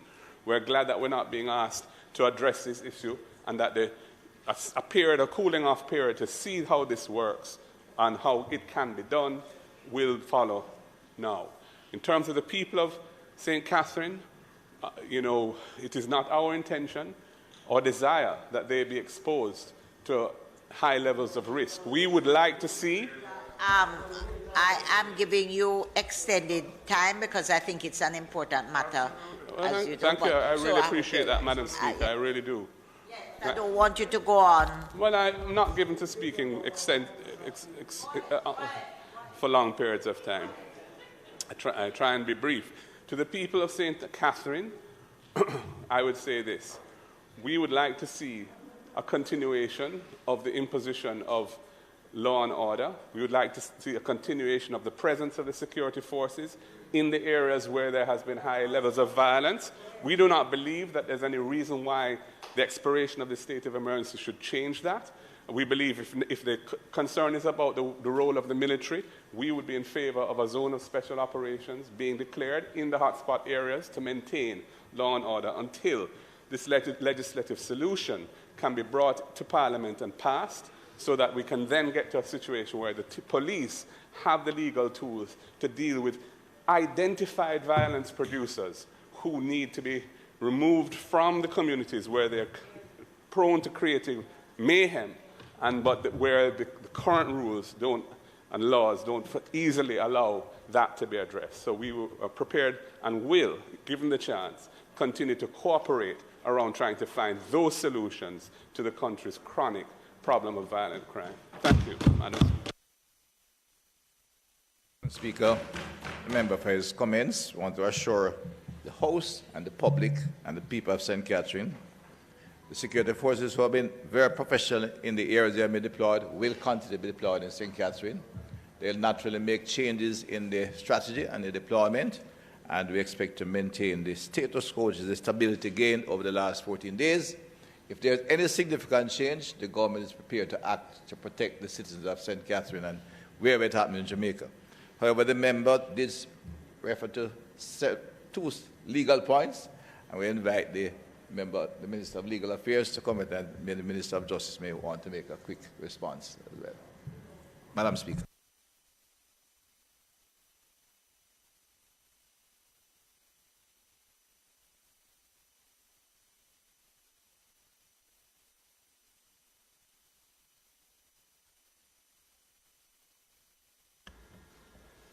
Madam Speaker, there are at least 2 points I should like to make in response to the comments made so far.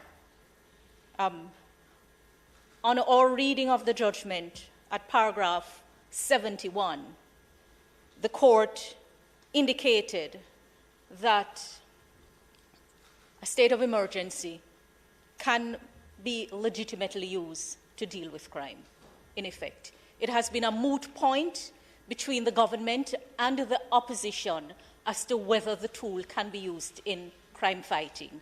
And the court, in fact, said, I just repeat because the minister indicated, that the aim of the state of emergency, and by extension, the regulations, was to prevent and curtail the increased crime rate in the parish of St. James, because it was assessing the situation in St. James.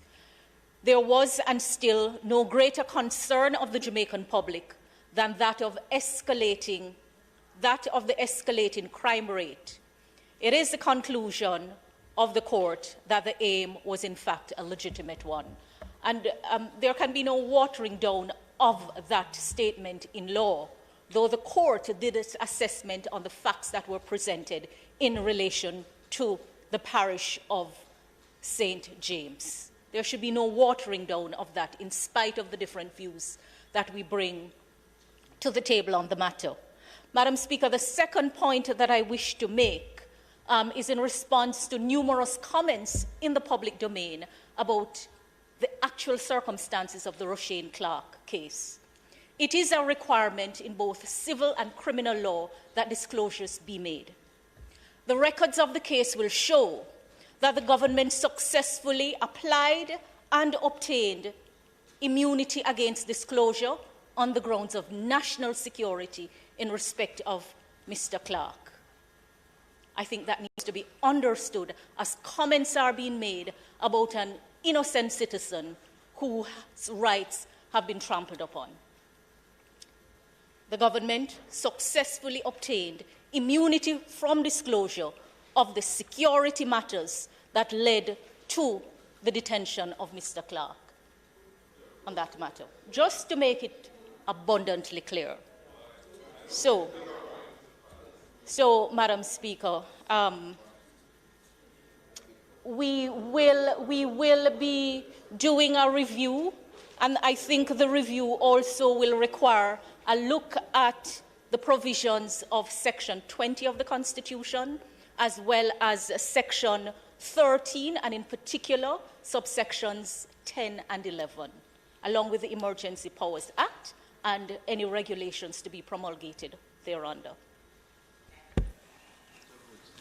Madam Speaker, I just would like to support the Minister of Constitution and Legal Affairs to emphasize that the judgment, unlike what the leader of the opposition has said or others have said, that the judgment at paragraph 71 made the point that the control and pursuance of gangsters and criminality is a legitimate aim of a state of emergency.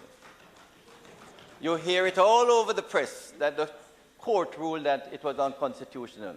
It never did. The court actually ruled that the state of emergency was a legitimate aim in the circumstances. Second point to note, Madam Speaker. And a point of order, Madam Speaker. Madam Speaker, a point of order. We are on the statement by Minister. And as far as I'm aware, there is one statement by one Minister. Now, your discretion, you have allowed another Minister, and now we have a third Minister. Are we going to have equal opportunity to respond to all three? I would caution that we don't go that route, Madam Speaker. And I would just say I take your point, and I note that the Minister of Justice has endorsed what the Minister of Constitutional and Legal Affairs said. I did remind members, I did remind the leader of the opposition, as per the standing orders, that he had 5 minutes, and I gave him additional time. Therefore, if we are abiding by the standing orders, I'm going to ask you to wrap up and close. No, I think it's only fair, Madam Speaker, that we correct any misinformation in the House. Yes, but it was done by the leader. Right. No, but the other thing, Madam Speaker, is that when the members speak about emergency regulations, I advise him to read the case last week, Monday, the Trinidadian case, that indicate that regulations, that the rights and freedoms are abridged by regulations when there's an emergency situation. Thank you very much. Announcements.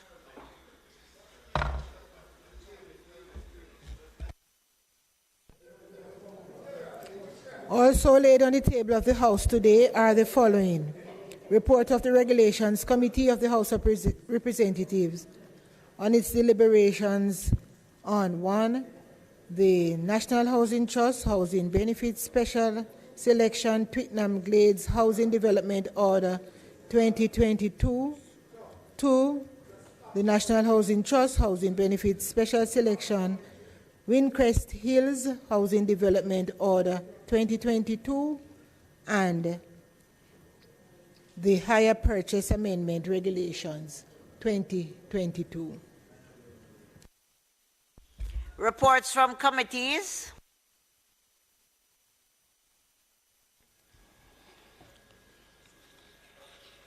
Madam Speaker, I beg to lay on the table of the House a copy of the following reports. The report of the Regulations Committee of the House of Representatives on its deliberations on the National Housing Trust Housing Benefit Special Selection Twickenham Glades Housing Development Order 2020. 2. The report of the Regulations Committee on the House of Representatives on its deliberations on the National Housing Trust Housing Benefit Special Selection Windcrest Hills Development Order 2022, and the report of the Regulations Committee on the House of Representatives on its deliberations on the Hire Purchase Amendment Regulation 2022. Notices of motions given orally. Before you proceed, Madam Speaker, I would just like to note that the committee, having met, as a member of the committee, I was in the precincts of the House when I was advised that the committee was convened and was being held and was almost finished. And I simply wish to say that in the future, I think some appropriate notice, as is required, should have been sent so that there are times when I've been noticed that you can't attend, but there are times when if the notice properly given, you'll be able to attend and comport with the notice. So in this occasion, I was not advised. I was told at almost the conclusion of the meeting about this particular meeting. I hope we can go forward with the appropriate notice in the future. And my good friend knows that if he calls, I'll respond. Member, I thank you for that, but I just want the records to indicate, and I have it right here. Notices were sent to everybody, and there was no response from Member Chin, Member Anthony Hilton, or Member Robertson. So the notices were duly sent out.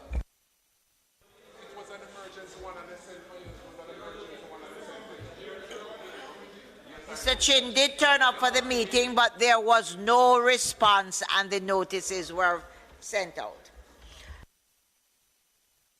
Thank you very much. Notices of motions given orally.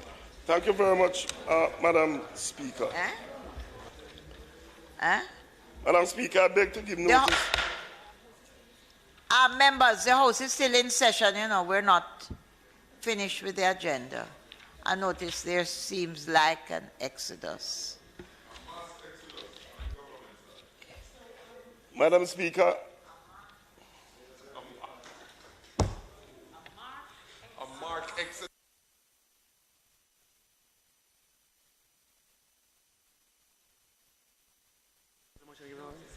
Madam Speaker, I beg to give notice that at the next meeting of the House, I'll move the following motion.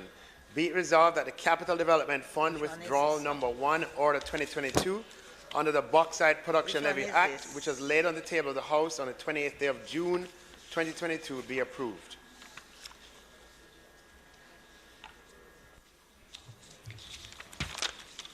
Madam Speaker, I beg to give notice that at the next meeting of the House, I'll move to introduce and have read a first time a bill shortly entitled the Road Traffic Amendment Act 2022.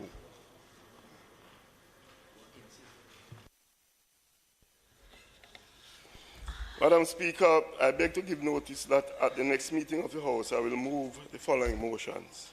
Be it resolved that the report of the Regulations Committee of the House of Representatives and its deliberation on the National Housing Trust, Housing Benefit Special Selection Twickenham Glades, Housing Development Order 2022, which was laid on the table of the House on the 28th day of June 2022, be approved. Be it resolved that the report of the Regulations Committee of the House of Representatives and its deliberations on the National Housing Trust, Benefit Special Selection Windcrest Hills Housing Development Order 2022, which was laid on the table of the House on the 28th day of June 2022, be approved. Madam Speaker, be it resolved that the report of the Regulations Committee of the House of Representatives and its deliberations on the Hire Purchase Amendment Regulation 2022, which was laid on the table of the House on the 28th day of June 2022, be approved.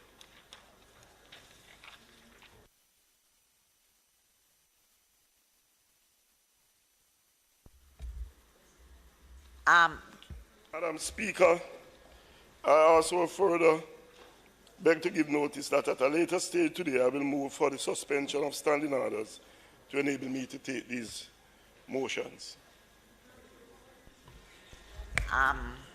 Questions and answers to questions. Minister, Madam Speaker, I now invite the member to ask his third set of questions, standing his name at this time. I will, for the third time, ask the Minister to respond to the remaining question. I'm going to use it's now what, 4:21? Permission, members, the question is that permission be granted for the question answered after 3:15. Those in favor? Those against? The ayes have it. Go ahead, Minister. Thank you, Madam Speaker. We had to take a little intermission. I hope it's not halftime. I hope it's more like the third quarter.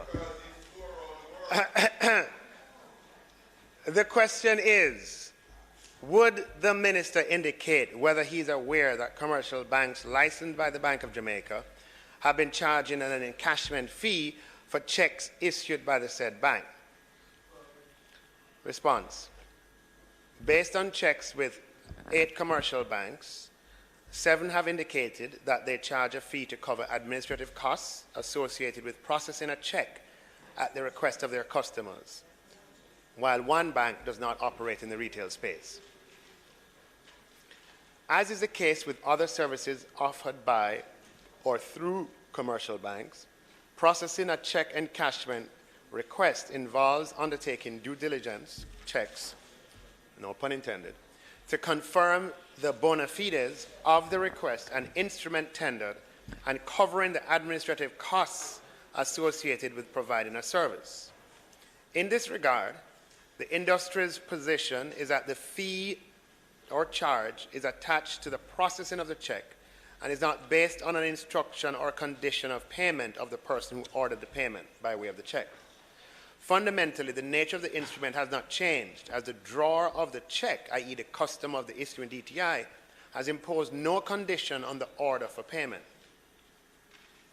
Typically, banks charge a fee for processing checks drawn on the account of their customers, which is generally lower than processing checks drawn on the accounts of customers of other banks. The manual processing of checks is relatively expensive and involves proofing via technology and a number of accounting and reconciling processes. Several jurisdictions are promoting more efficient and cost-effective means of payment other than checks.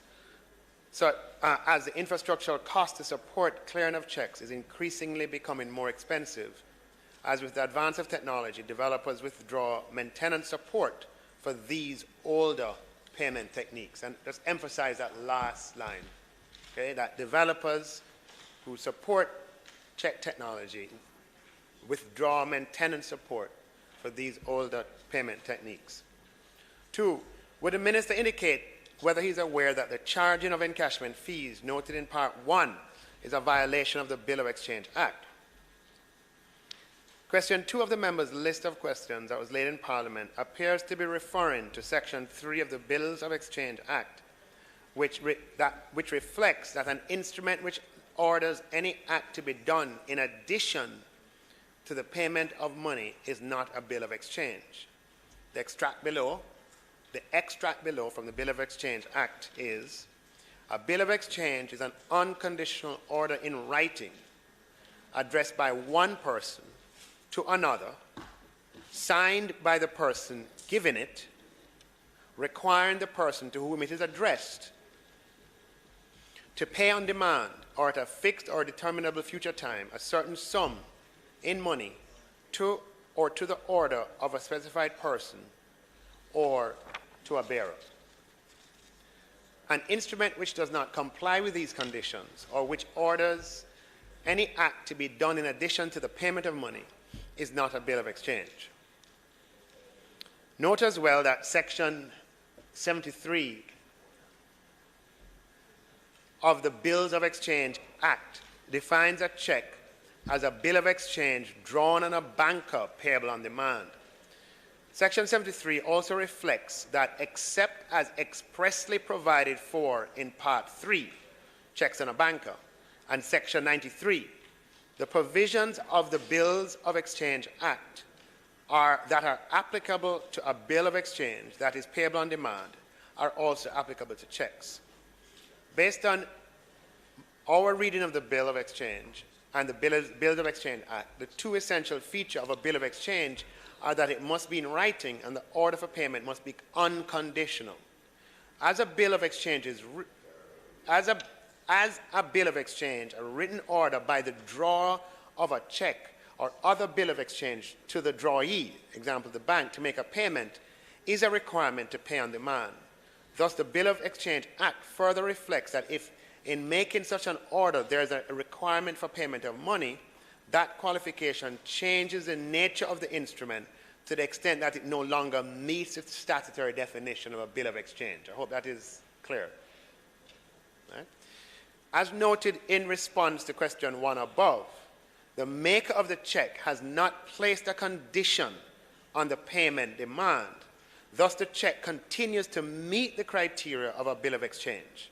The processing of the check is a separate service for which the bank charges administrative fees. Question 3. If the answer to part 2 is in the affirmative, will the minister indicate if he will take immediate and appropriate steps to require the banks to refund these sums to the citizens?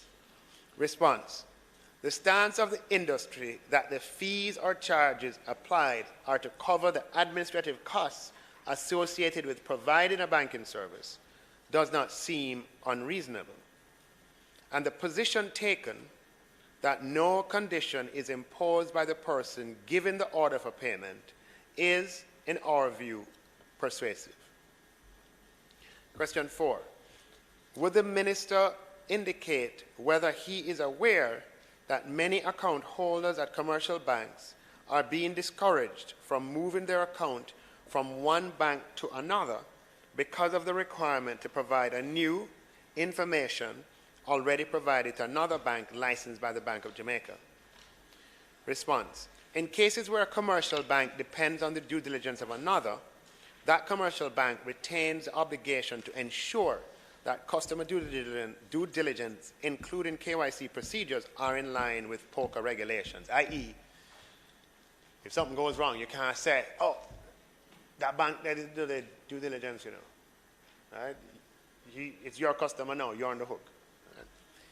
Even in the event where particular safeguards are put in place, commercial banks must still ensure that at least equivalent scrutiny and ongoing monitoring of these customers and these businesses can be and are conducted. In accordance with the FATF recommendations, and that's the Financial Action Task Force recommendations, and in line with the provisions under the Proceeds of Crime Act, each financial institution is required to conduct its own due diligence, including KYC requirements, when establishing any formal banking or business relationship to provide or engage in products, services, dealings, or other financial transactions with new customers. This includes customers who have a banking relationship with an existing commercial bank and wish to establish another banking relationship with another commercial bank.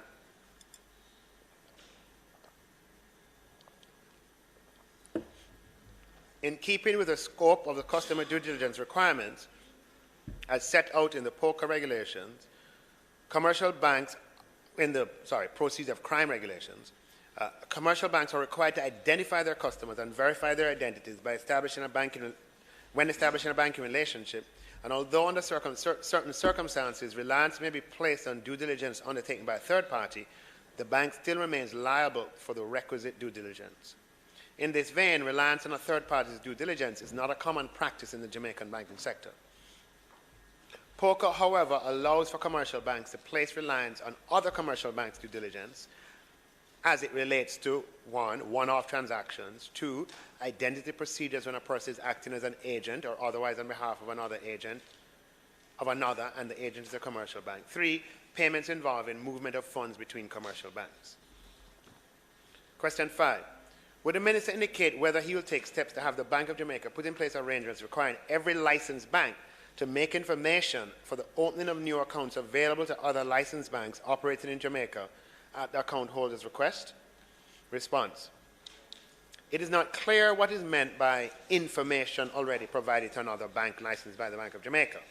Notwithstanding, all financial institutions have statutory obligations under POCA to take necessary measures as set out in the POCA regulations to know the prospective customer and understand the nature of their business through due diligence prior to establishing that relationship. Whereas the state can put in place mechanisms on which all financial institutions can rely in identifying and verifying the identity of a person, the information on which a financial institution relies to understand the nature of the customer's business and to risk profile that customer for ongoing monitoring and risk mitigation by its very nature, does not lend itself to standardization. Any measures recommended for BOJ's adoption should not dilute nor circumvent the obligation of each financial institution to undertake the necessary due diligence and risk assessment steps that would be preparatory to the onboarding of customers, nor seek to substitute or have the unintended outcome of a directive from the central bank being applied in lieu of these AML-CFT preventative measures, which are statutory requirements under the Terrorism Protection and Proceeds of Crime legislation. Notwithstanding the above, the forthcoming National Identification System, NIDS, should supplement the data requirement need for citizens that wish to transfer their banking business from one bank to another. NIDS will make this a lot easier. However, this will not preclude DTIs from conducting their own due diligence and other requirements related to the supervisory and regulatory frameworks governing the anti-money laundering, countering the financing of terrorism, risk management. NIDS, once operationalized via the necessary institutional mandates such as the NIRA, will introduce a centralized electronic database through which customer identification information may be stored for any commercial bank to access, subject to the receipt of the prospective and existing account holder's permission. Upon codification, NIDS may therefore mitigate against some of the challenges with sharing of certain KYC information across commercial banks and forms the basis for greater ease of transfer of bank accounts from one institution to another. As I was saying earlier, technology really is a solution, and having the NIDS platform and with the account holder's consent, having a centralized database that other banks can access for identification information will allow for a more seamless transfer of accounts because doing your own due diligence won't require a replication of identification documentation. Thank you. Madam Speaker, Minister, through you, Madam Speaker, Minister, in answering page 2 in the last paragraph of the answer, as noted in response to question 1 above, the maker of the check has not placed a condition on the payment demand. Thus, the check continues to meet the criteria of a bill of exchange. The processing of the check is a separate service for which the bank charges administrative fees. Minister, customer A goes into a bank with a check drawn on that bank for $1,000. The bank requires a fee for the encashment of that. Will the bank pay the $1,000 if he doesn't pay that fee? No, will the bank encash the check?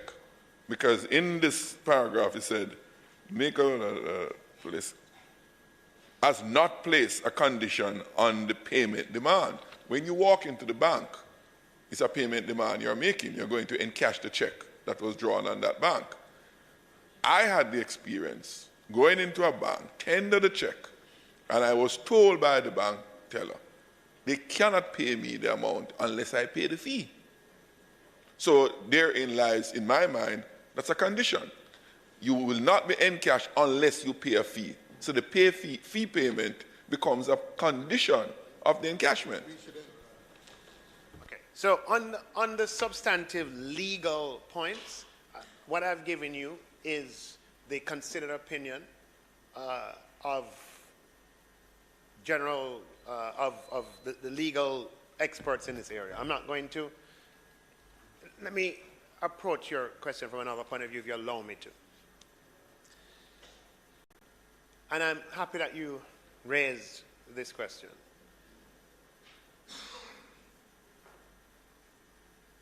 The world never stands still, as we know.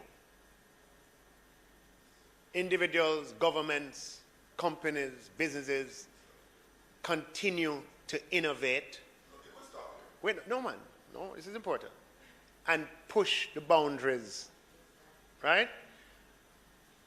And new technology is introduced that replaces old technology. Now, Jamaica has a choice Businesses have a choice. Government has a choice. Individuals have choices. Whether to stay with what used to be the dominant forms or transition to new, more efficient forms that will dominate in the future. And that is where we are with respect to checks in the context of a global world. The technology that's used to process checks, to read checks, that allow for them to be used in transactional commerce, those technologies are old technologies that the providers of the persons or the entities that provided those technologies no longer maintain and service. You understand what I'm saying? The machines that are used, in some cases, the suppliers of those machines, in some cases, not all, no longer service those machines. That is because checks, in most parts, certainly of the more developed world, are in retreat. They constitute small and smaller share of transactions. Even in Jamaica, it was under your administration, member, where the rule was instituted that you cannot write a check above a certain level. It was your government that introduced that. Okay. So that is in recognition of the fact that checks represent a past method of transactions. Okay? Now, because it's no longer used, and here is where we have the challenge, and it is a challenge. It is a challenge. In recognizing your point, I'm trying to describe the context. And the challenge is, how do we prepare the society for the transition that is occurring? Check, no, so let me, no, just allow me, I'm engaging you in good faith, all right, as I always do.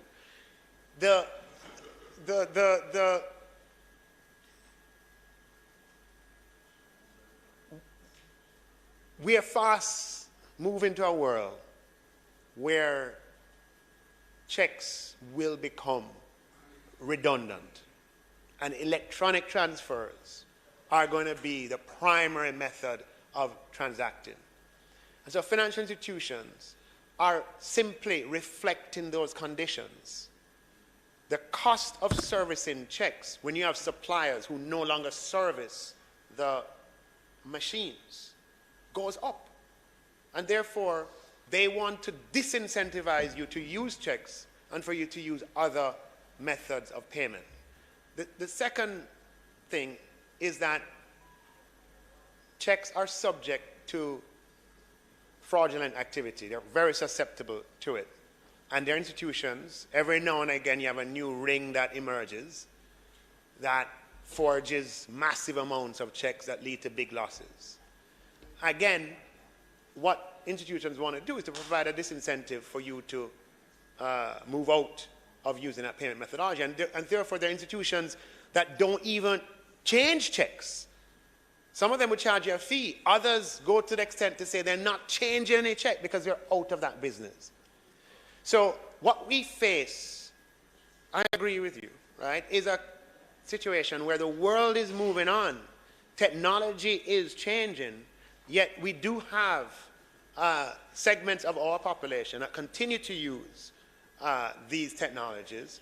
And how can we ensure that we have an environment that does not unduly disenfranchise them?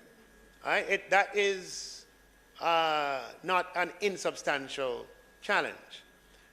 But the challenge doesn't arise out of the greed or the lack of concern of any party. What we have here is profound technological changes taking place that Jamaica, Jamaican government, Jamaican businesses, Jamaican individuals have to adapt to. And you know that because your government introduced the rule that you cannot write a check above $1 million. Thank you. Member, with the greatest of respect, I think though, and we've heard that, I think what the member was asking you therefore with all of that, is it a condition then from the banks that when you turn up with the check, you have to pay before it is changed. I really think that is. No, so I've provided the response. So we have heard the explanation. No, I've provided the response here. But I'm saying we are a parliament and the public is waiting on an answer. So we want to know that if we turn up with the check at the bank, which is important to all of us, it essentially works out to be, is it a condition that unless we pay the fee, the check will not be cashed? So, Madam Speaker, I have answered that question. I have answered that question in my response to both question 1 and question 2, that banks can actually refuse to change checks, right? And, you know, a check deposited in an account will be cleared, but banks can refuse to pay to encash. Yeah. The question that Speaker asked, I tried to ask it, but you didn't. But she assisted me nobly. When the check is presented, as you said in the answer, there is no condition. And my question is, if you present the check for encashment, can the banks refuse it unless you pay the requisite fee that they unilaterally impose? And lastly, and the only other question I'm going to ask, I won't repeat that. The advice that you provide here, is it from the Attorney General Chamber? Okay. So, member, when you go in to change a check, as you're describing, that you have described it,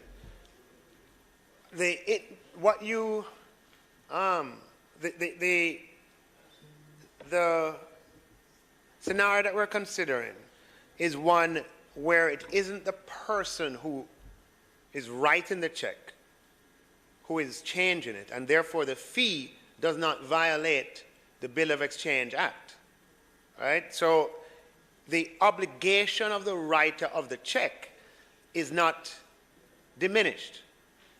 It is the intermediary that is charging the fee. It is the prerogative of so that's why that's why if you get into the detail legal, you wanted to go into the detail. I don't think. Speaker, I withdraw that question.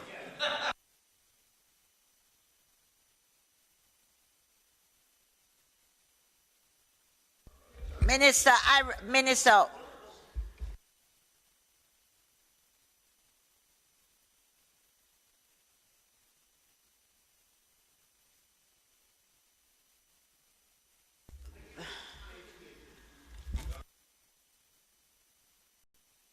No, Madam Speaker, is whether or not the advice is from the Attorney General's chamber in respect of the breach of the Act.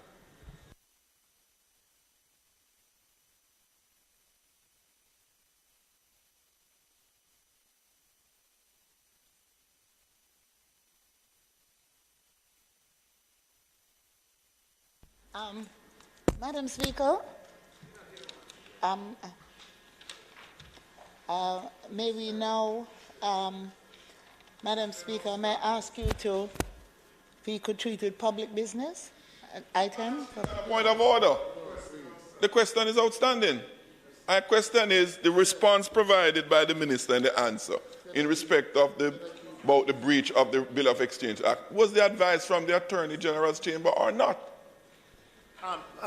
You know, member, if you want advice from Attorney General, I think there are ways for you to get it. You came to this Parliament and asked the Minister of Finance a series of questions, and the Minister of Finance has responded to your questions. Speaker, my understanding, I stand to be corrected. The chief legal advisor to the government is the Attorney General. The questions that are tabled in the House to a minister is in effect a question to the government. The minister speaks on behalf of the government, and the Attorney General is the chief legal advisor to the government. My question was simple. Having asked the minister a question, did the legal advice opinion provided here came from the Attorney General, yes or no?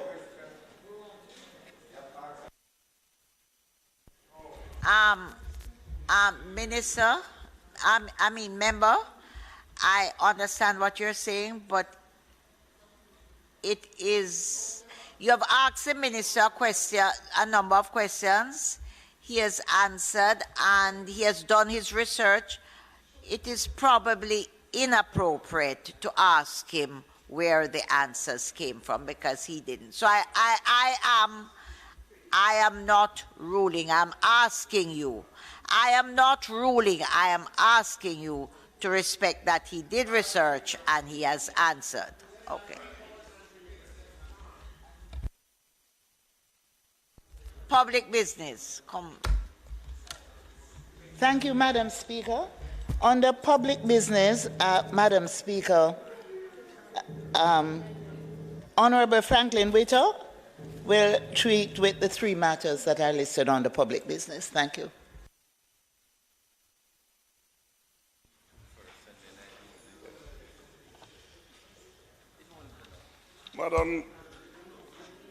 Thank you, Madam Speaker. I now move for the suspension of the standing orders to enable me to take the motion, notice of which I gave earlier. Members, the question is that the member be given permission to take the motions, notice of which was given earlier. Those in favor? Those against? The ayes have it. Member? Madam Speaker, the following orders were referred to the House Regulation Committee on the 8th day of June 2022. The National Housing Trust Housing Benefit Special Selection Windcrest Hills Housing Development Order 2022 and the National Housing Trust Benefit Special Selection Twickenham Glades Housing Development Order 2022 and the Hire Purchase Amendment Regulation 2022. Madam Speaker, the committee met on the 28th day of June to consider and report on these three orders. Madam Speaker, the committee heard representatives of the National Housing Trust and the Office of the Prime Minister and the Ministry of Industry, Investment and Commerce. Madam Speaker, the first two orders allowed for the qualified person to benefit from special program to provide housing solution in the two developments. Qualified persons include members of the Nurses Association of Jamaica, Jamaica Teachers Association, Jamaica Civil Service Association, Jamaica Defense Force, Jamaica Constabulary Force, and members of the trade union that are members of the Jamaica Confederation of Trade Unions, as well as young adults who have contributed to the trust for at least 5 years. After careful consideration, Madam Speaker, and deliberation, the committee had no objection to the three orders tabled. Accordingly, I ask that the reports regarding the foregoing be approved by this Honorable House.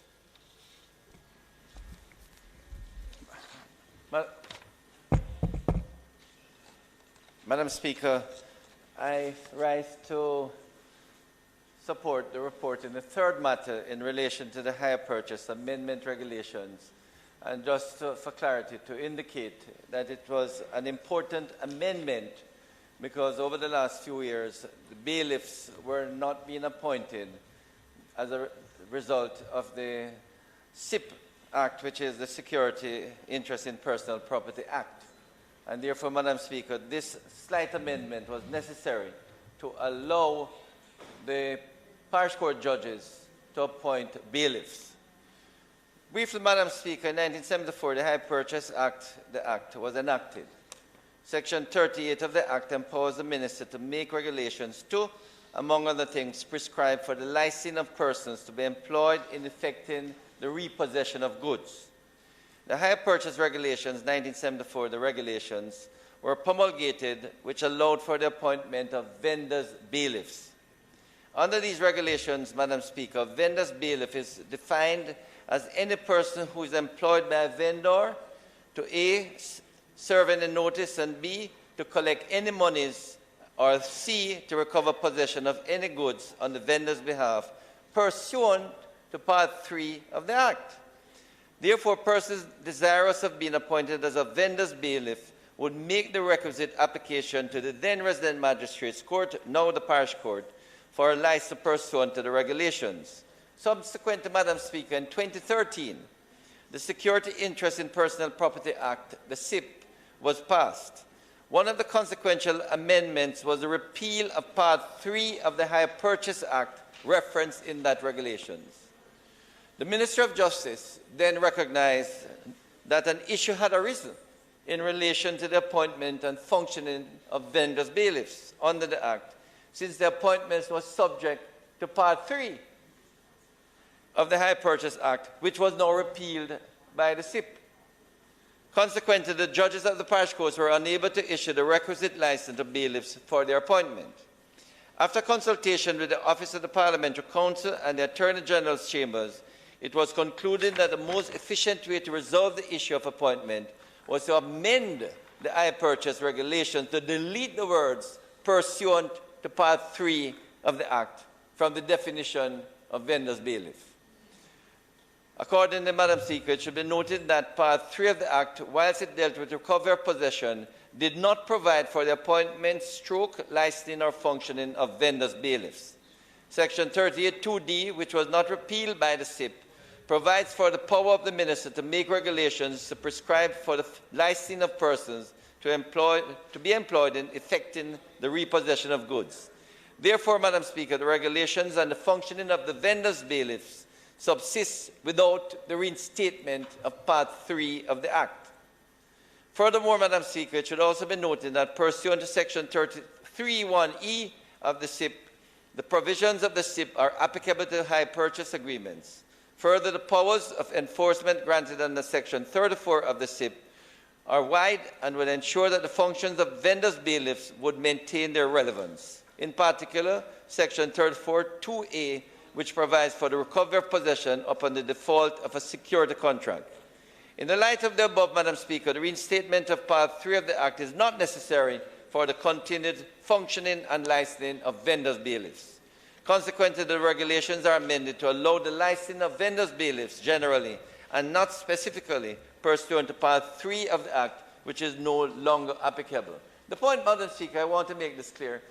Right across the country, there has been a problem that a number of bailiffs have not been licensed over the last few years because it was recognized that the SIP had deleted the power to appoint bailiffs. Now, with this correction, the amendment has been gazetted, and after it is passed in this House and in the Senate, hopefully this week, Madam Speaker, bailiffs can be appointed without any problem.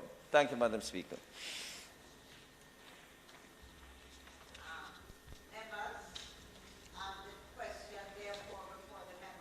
House is that the reports brought by the member be adopted. Those in favor? Those against? The ayes have it. The reports brought by the member are adopted. Thank you, Madam Speaker.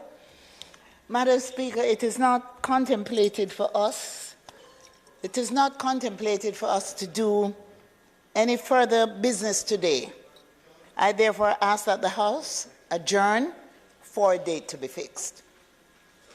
Question before the House is that this House be adjourned for a date to be fixed. Those in favor? Aye. Those against? The ayes have it. This House is now adjourned.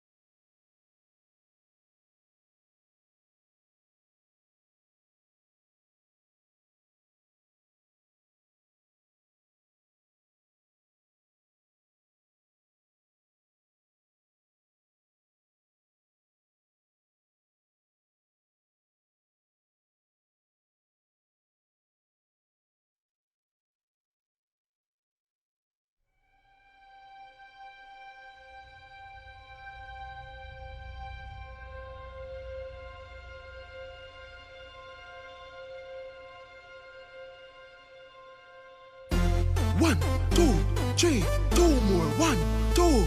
Adults to 30 minutes activity daily. Love your body, treat your body right. Vegetables, make sure you eat.